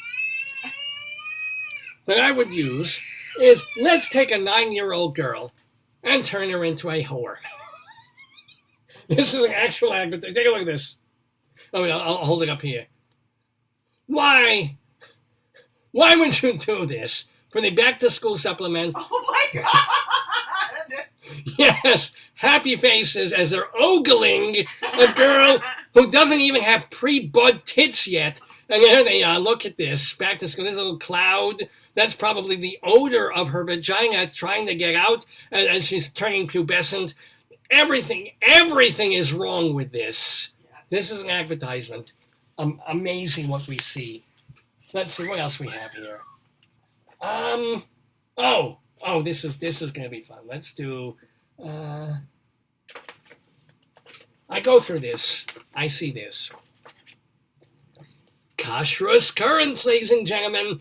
If you're worried, more worried than you should be, about whether the food you eat is in fact kosher, the whole point of rabbis, the whole point of experts is telling you, down to the most minute, granular detail, what to do in terms of staying kosher. So, delivery and ride apps, halakhically app-proved. Get it? They have humor there. App-proved. So the halakha is how we go about our daily lives in conjunction with the Torah. Let's see what Rabbi Tzvi Goldberg has to say. He is the kashrus administrator. With the advent of latest apps, a whole new world of halachic scenarios has arisen. These include shelos about using food delivery services, working for a food delivery or ride app, or even calling or using a ride app service. These various situations will be dealt with here. Thank goodness. Meal delivery apps like Uber Eats, Grubhub, DoorDash, and Postmates have seen tremendous growth over the last few years. A customer orders from a restaurant that has contracted with Uber Eats. When it's ready, an Uber Eats driver picks it up from the restaurant, delivers it to the customer. Here are points to consider if you haven't already when ordering from a kosher restaurant. A. Is the food properly sealed? I sound like Jackie Mason. Yes, Delivered food must be properly sealed. Many restaurants do not seal the takeout food unless the restaurant itself arranges the delivery or the sealing is requested by the customer. To seal every item would be very time-consuming. Meat, chicken, and fish require a double seal, whereas a walrus requires a tight seal. Sorry about that. While other foods suffice with a single seal. It is advisable to call ahead or leave a note on the order to make sure the food is properly sealed. Kosher restaurants should be sealing all third-party delivery orders, as it can be assumed that the order will be delivered by an Ein or Yeshuk, which is, sometimes the restaurant does not know the order came in from an app, as some apps require the driver to come to the restaurant and place the order as any customer would. Restaurants might not seal the food in this instance if they are not alerted, as it can appear the delivery person is buying for himself. This, by the way, goes on and on. Let's continue a little bit more, shall we? We shall. Even if the restaurant knows the order came via an app in a pressured environment, they might not seal every order. Oy, oy, oy. Wow. In the same vein, if a kosher consumer sends in someone who is either not Torah observant or is Eino Yehudis, not Jewish, for example, an office messenger or secretary, to a restaurant or deli to buy food from a counter, they should be instructed to ask that the food be sealed. What if? What if the food arrives unsealed? Do you know what the answer to this is? What? A rabbi should be consulted. How do you find it? What do you know? So you're watching TV, You're eating you got the breakfast. Netflix, 8 o'clock at night, Yeah. you've ordered from Chosen or Yehudi Kitchen Chinese, it comes, there's a broken seal, call the rabbi now! How do you call the rabbi? Is there like a chat version or something? Well, maybe the rabbi has an app. This could happen. Yeah. It could. This is, I love the intricacy of this. What else should I be concerned about if ordering from a kosher restaurant? Uber Eats assigns categories like kosher, Asian, Chinese to the restaurants it serves.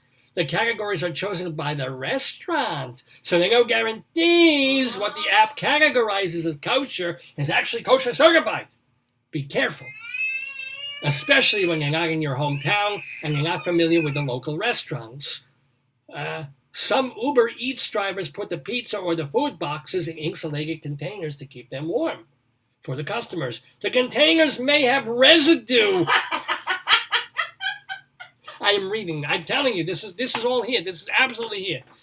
It may have residue of a previous trafe delivery, and that residue can transfer to the kosher packaging and will generally not be absorbed into the food, but one should be aware and check for the delivered box for residue. Is delivering for apps like Uber Eats an appropriate job for a Torah-observant person? Let's discuss some of the issues surrounding this question. Consider that the delivery person often must walk into a non-kosher restaurant to pick up an order. Even if the food is brought to the car, it will be obvious that he is taking food from a non-kosher establishment. Is that a problem of Maris Ayin? Because people who see this may think he's buying it for himself. This issue could be remedied by the use of clear identifying markers. I say put a big yellow 6-pointed star on the food and have the driver wear like an armband. Or pin a 6-pointed yellow Jewish star to him, and then we'll know, it's kosher, nothing to worry about whatsoever. What if the person placing the order is Jewish, and they order non-kosher food? Are you allowed to deliver to them and thereby be responsible for their transgression, their sin? According to halacha, one is permitted to assume that the customer is not Jewish, since the majority of the population of the United States is non-Jewish, and one is not obligated to investigate. Even if one were to surmise by the name or location that the customer is probably Jewish, there's a halachic basis to deliver the food. This is good. According to halacha, one is not permitted to do business with non-kosher food. I know every time I try to make an appointment with non-kosher food, they don't return my calls. They don't know how to do Zoom. It's greasy. It's terrible. One can argue that making money from non-kosher deliveries is like our business. Again, there is room for lenience. The delivery person never actually owns the food, and thus, according to the Ignas Moshe, the service is truly not considered doing business with non-kosher food. If he's delivering something that is forbidden rabbinically, like a cheese pizza, the prohibition of shchora does not apply. Oh, thank God for that. Because I do like my. But what about milk and meat? Delivering basar b'cholov. Besides for the prohibition of doing business with any non-kosher food mentioned above, if the food is basar b'cholov, a cooked mixture of meat and milk, there is an additional halachic consideration. Therefore, if the driver is delivering basar b'cholov and being paid for it, he is seemingly having a benefit from basar b'cholov, and this would be forbidden. Do not do it, goddammit! Don't do it. But wait, there's more. There's this much more. I'm not going to go through all of it, I promise you. There are a few mitigating factors.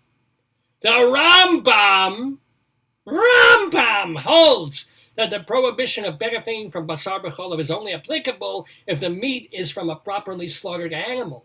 The meat used in a non-kosher restaurant is a nevela, an animal that was not slaughtered properly. Although it's certainly forbidden to eat it, according to the Rambam, one can benefit from basar b'cholov made with it. While this lenient opinion of the Rambam is not generally relied upon and practiced by authorities, it can be considered in addition to other lenient factors.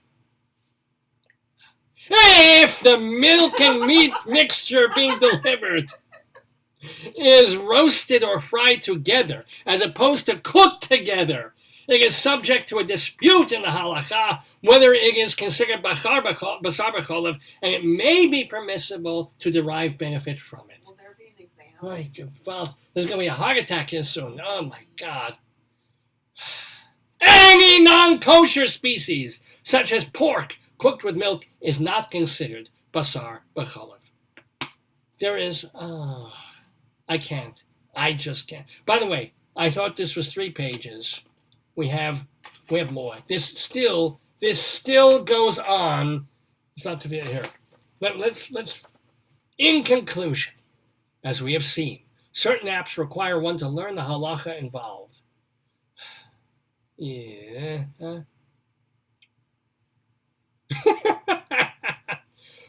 How did we get to this? With either, or this is a Shabbos thing. With either Uber or a taxi, one should ask the non-Jewish driver to open and close the car door to avoid turning on or off the dome light. What? What? Because you're the work of, I guess, Opening turning the on a light. light on Shabbos. So you can open. I don't But you even. shouldn't be in a car on Shabbos. I don't. Yeah, I don't. You shouldn't be in a car on Shabbos. Well, but not long ago, if you were needing a ride on Shabbos to get to the hospital, Oh. or an urgent need, such as a woman going into labor, lazy girl, do it in the kitchen. Stand over the sink, squat, and get the dishes done. God damn it! He would call a taxi. That's mixing milk and meat. And so if you stand over one part of the sink where you were cutting the lamb, oh my God, fantastic! And remember, when ordering an Uber on Shabbos, one would prefer a non-Jewish driver.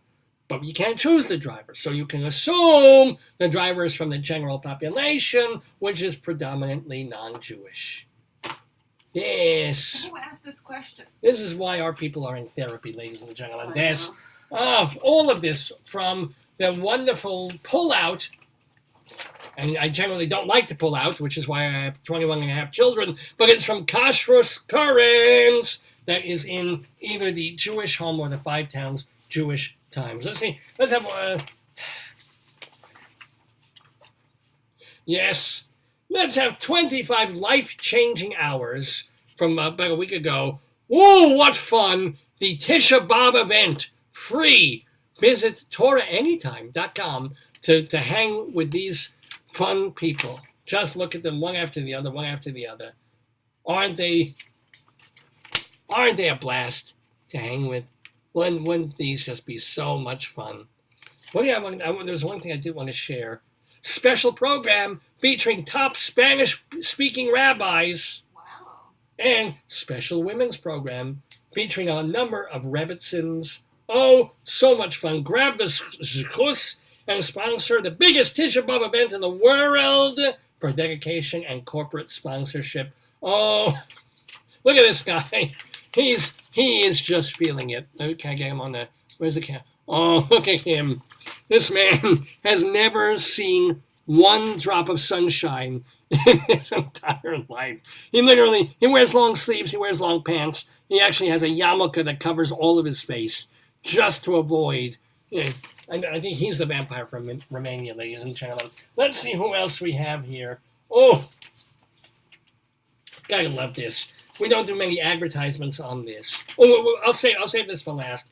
This is kind of fun because this is actually real. Nothing really funny about it except that the man has a girl's last name, but this day and age, what does that matter?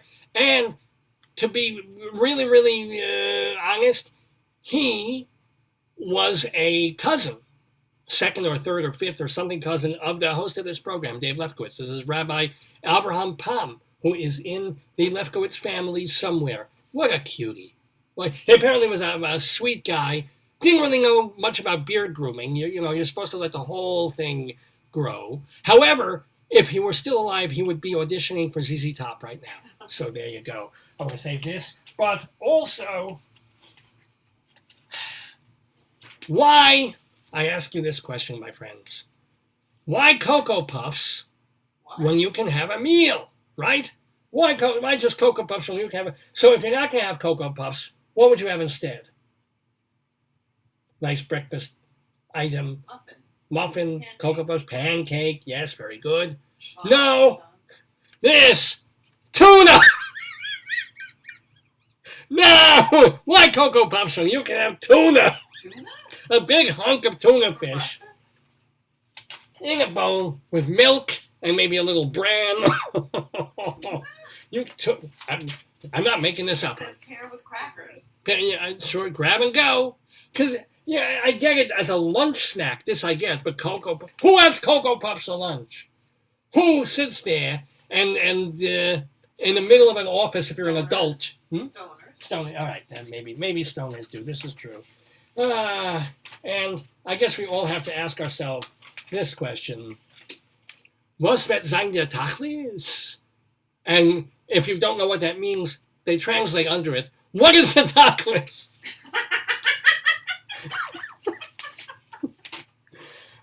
My name is Rabbi Sal Solomon. I am the founder and spiritual leader of Temple Sons of Bitches of Great Neck, New York. Do keep watching this space because probably, assuming Delta variant doesn't become invariable, I will be on stage in early September 11th and 12th, at a place called the Episcopal Actors Guild. I know I'm setting foot in a church. I have to do 3 novenas just to do this.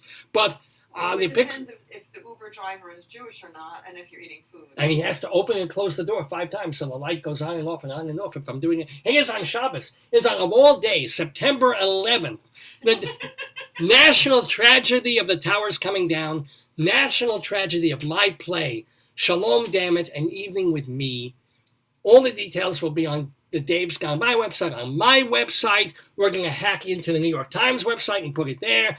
It'll be Shalom Dammit, a staged reading of my hilarious musical featuring the great musical director Richard Shore. It's almost 100% sure we're just obviously figuring out if the pandemic is going to delay it a little bit, if we're actually going to go and do it and waste some more money on it. So, ladies and gentlemen, check shalomdammit.com. We have a bit more of the Dave's Gone By hilarious, fun, joyful program for you. So let me put on some of my outro music here. Klezm for klezma.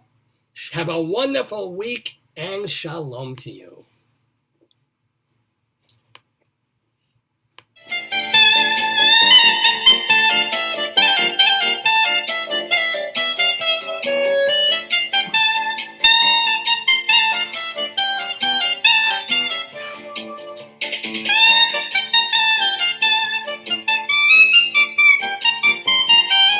Bye bye bum.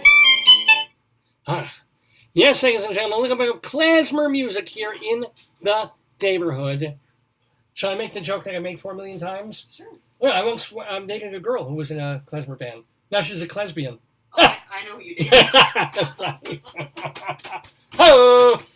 It is 10 minutes after the hour of 12 here in the neighborhood, live on this Saturday afternoon, July 31st, 2021. That is the last day of July. It is I can't indeed. believe it. I feel like we lost the year from COVID, and We it's did, like yeah. we're missing all that. We lost a year and a half, but we were feeling like this last July. I know. We're into the summer. You I know? know. People are going back to school in like 3 weeks, 2 weeks for I some start people. school soon, yeah. I mean, it's just like, oh my God, where did it go? And you're lucky. I mean, I work in a school district where we went until July 25th was the last, June 25th was the last day of our school. You weren't done in May. With the salaries that those teachers get, they should work all year. I know. I'm not going to mention, numbers or anything. 3 times what I make. More than that. Yeah. Anywho. But it's been good. But they don't have your quiz show. My Zest for Life, my Today, Yesterday quiz. They don't have Greeley Crimes and Old Times. They don't have wonderful guests like Timothy Douglas and Rabbi Saul Solomon. Wonderful. And Vicki, Quade, and Leslie Blake, and Vicki Quade, she's going to do her own trivia show.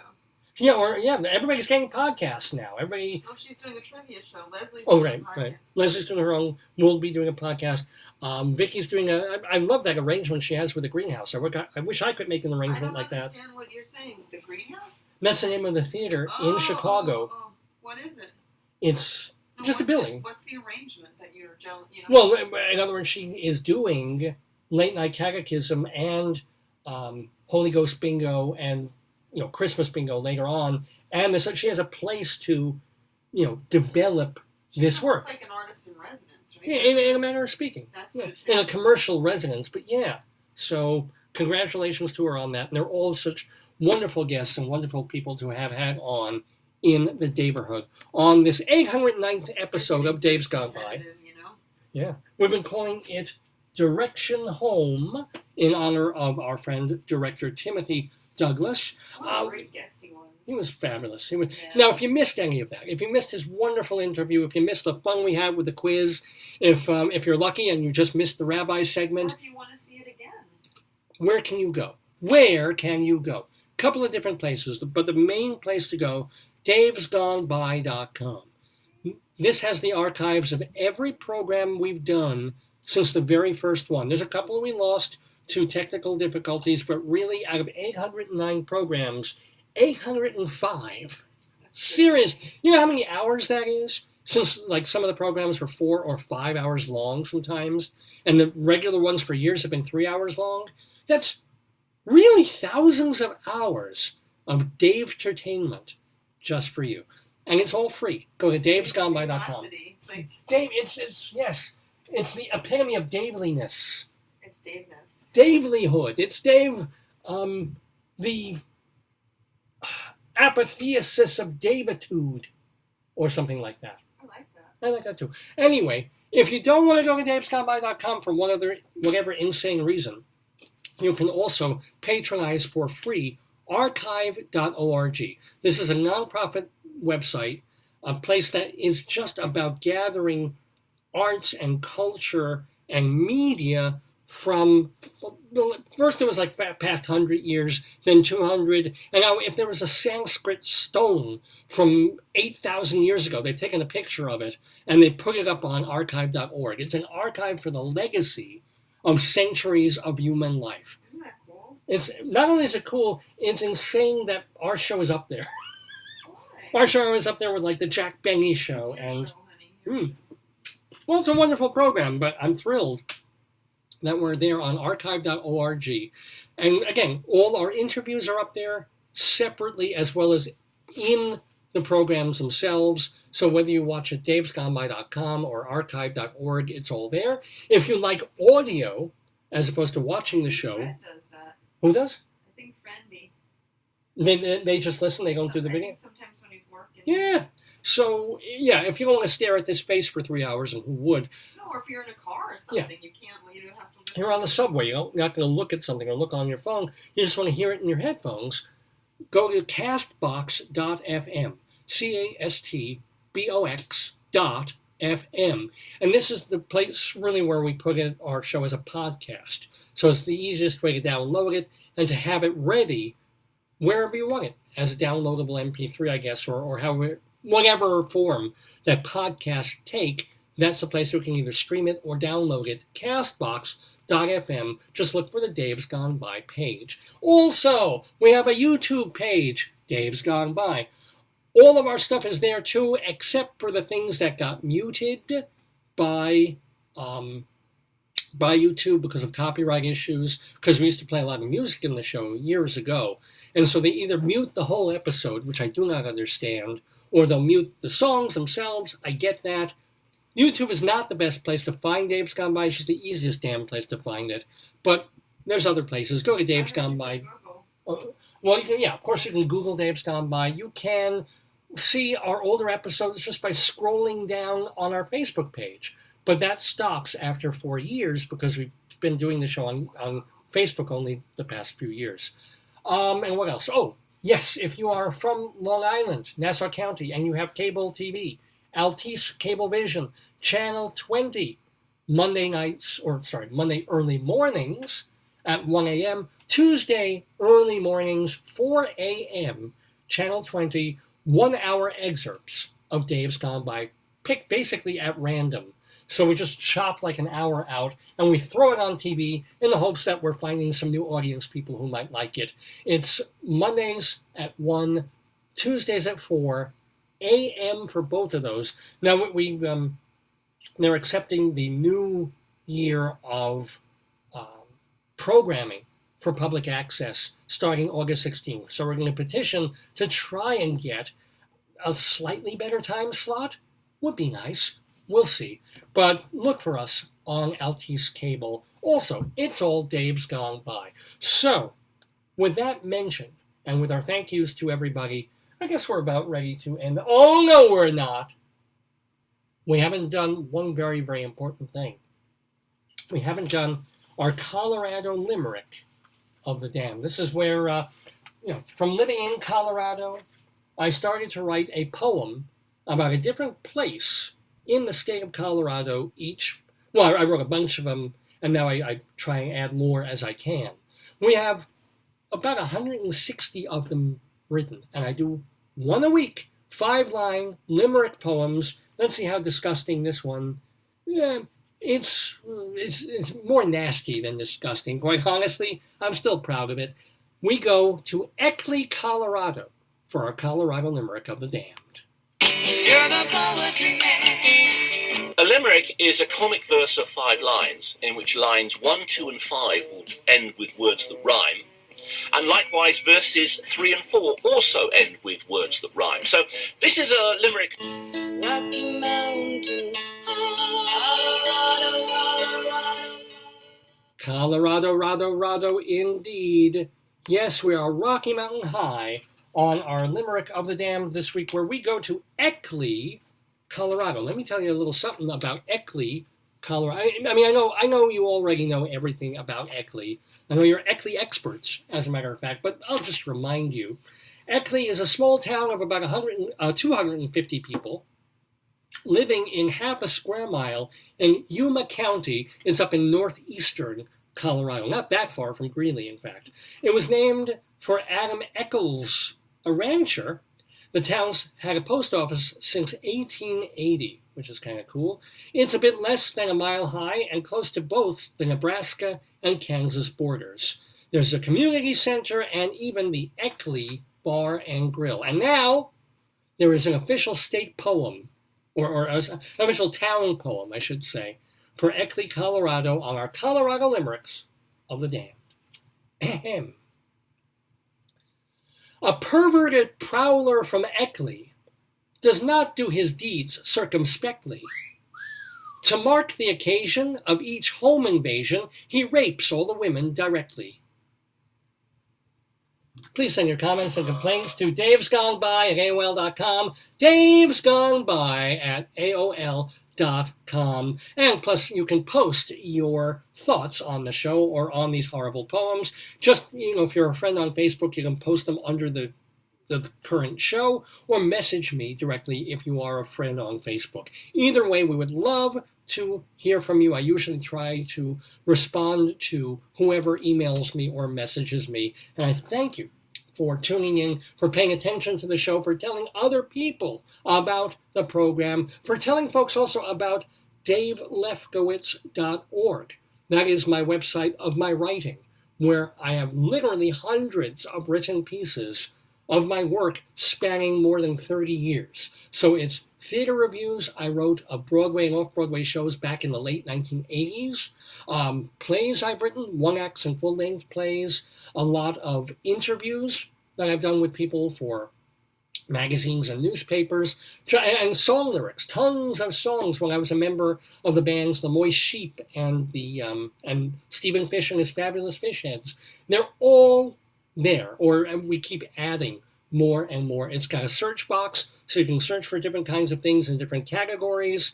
And again, there's an aspect to it of ego. It's like, I'm gathering all my works so that when I'm dead, my work will live. But it's also this kind of thing of, if you go looking for, and I do this, if there was a play that opened off Broadway in 1991, and you go Googling it, what you are going to find is the New York Times review, if the Times reviewed it, a listing in Theater World Annual Book that somebody was kind enough to photograph, and for Amazon, you can see parts of the book.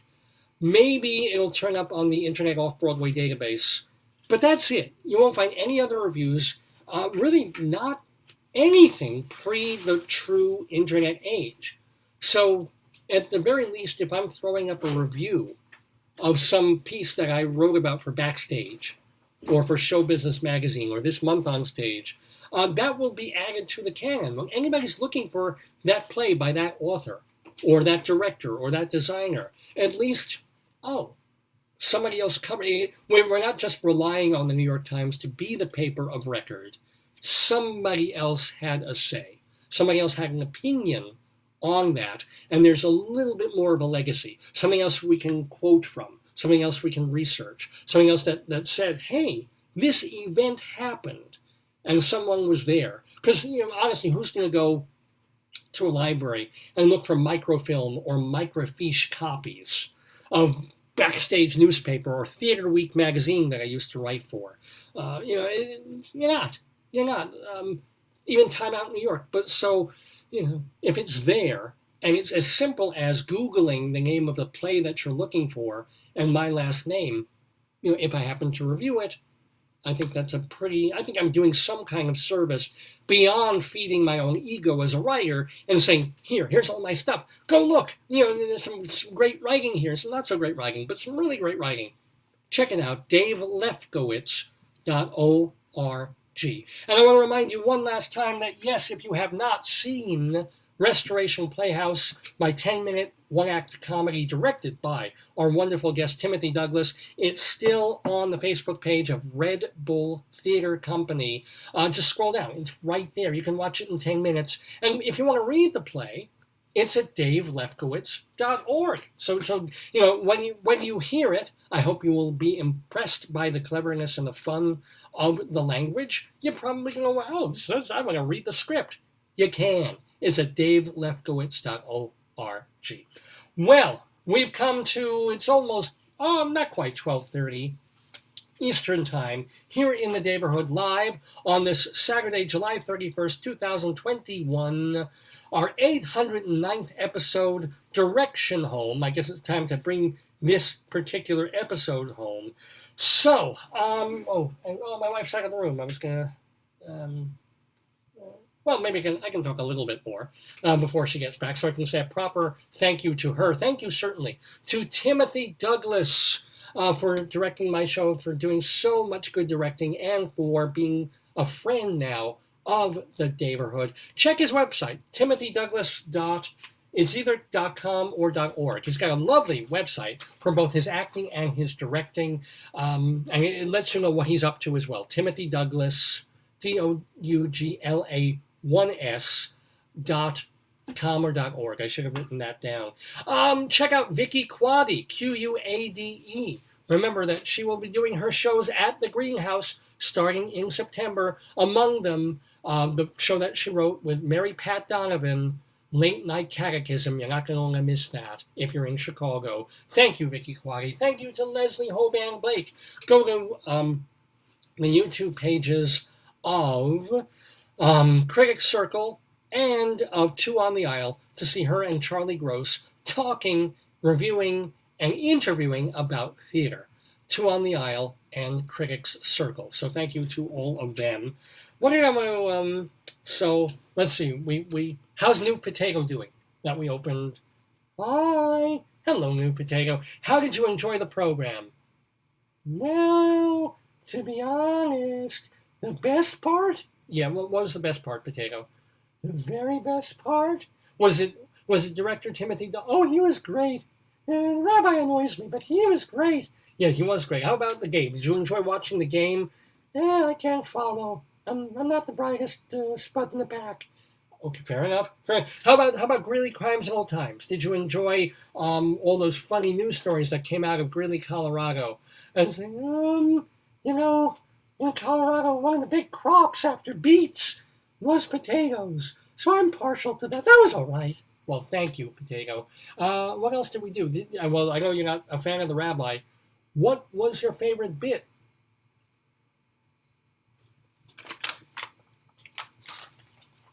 Ketchup! Oh, yeah, okay, all right. Yes, we know. Here's your afternoon feeding, Potato. All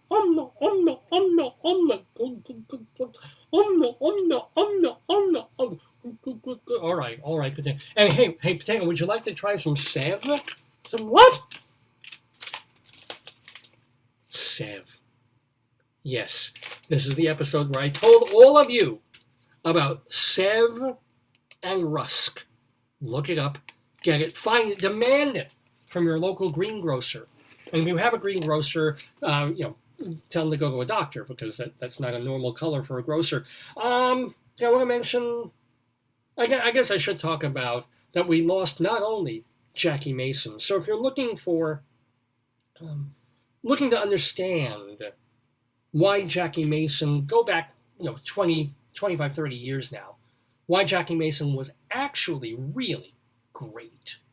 Because, in recent years, he's gotten a bad rap. His daughter apparently doesn't even have so many family problems. And he was on the radio, was doing this and that. He probably stayed a little too long at the party in terms of doing the stand-up comedy off and on Broadway.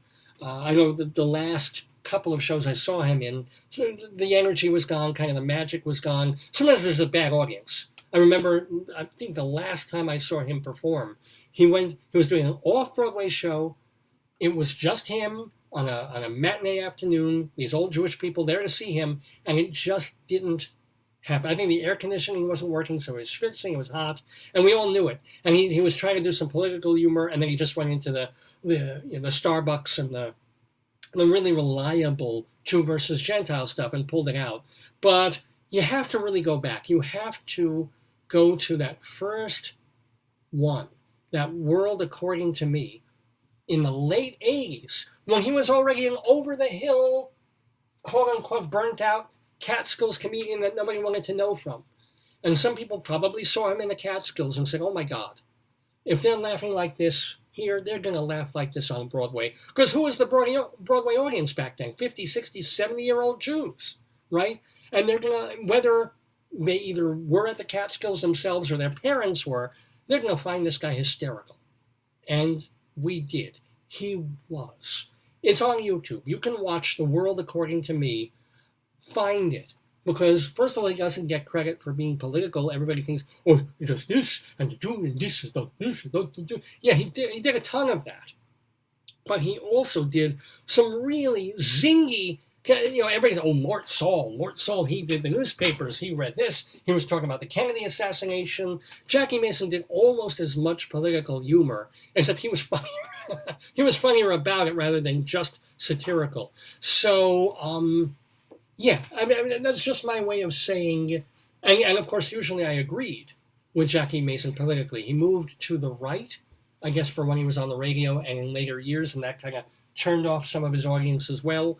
But no, if you see him at his best, and his first couple of Broadway shows were at his absolute zenith best in terms of delivery, masterful in terms of material, often brilliant, and so perfectly delivered, and gauging an audience, and knowing, I mean, this is a man, when he first, who does this?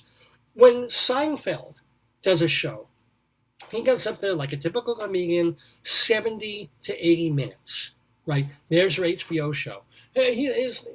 Mason did a 2-act comedy, stand-up comedy, no band, no guest dancers, no guest singers, nothing, no sketches from other people, right?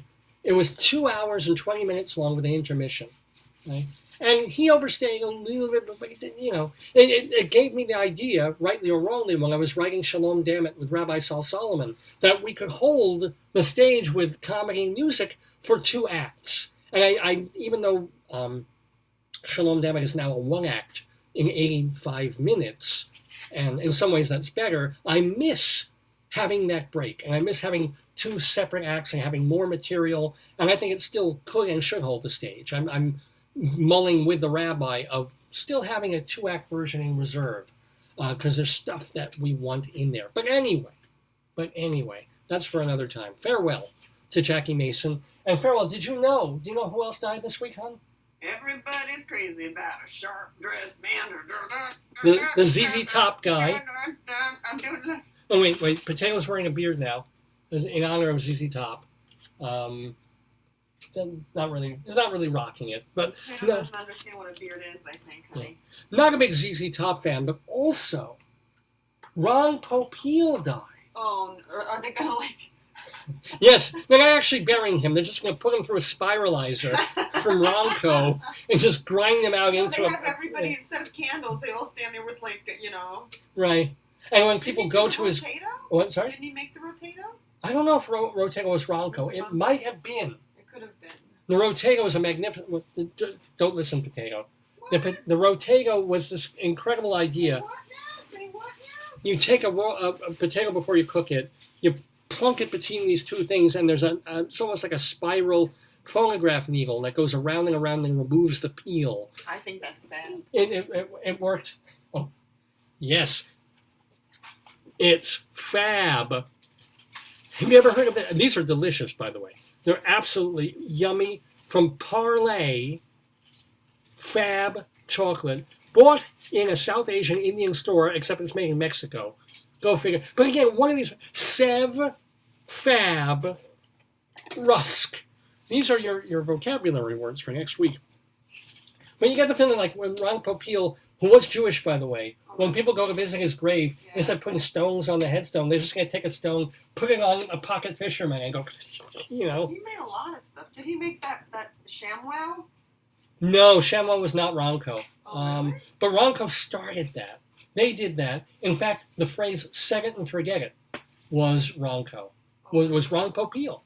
So big farewell to him for basically changing the game of the way things were advertised and marketed and made in our TV era. Farewell, as Weird Al Yankovic would say, Mr. Popeil.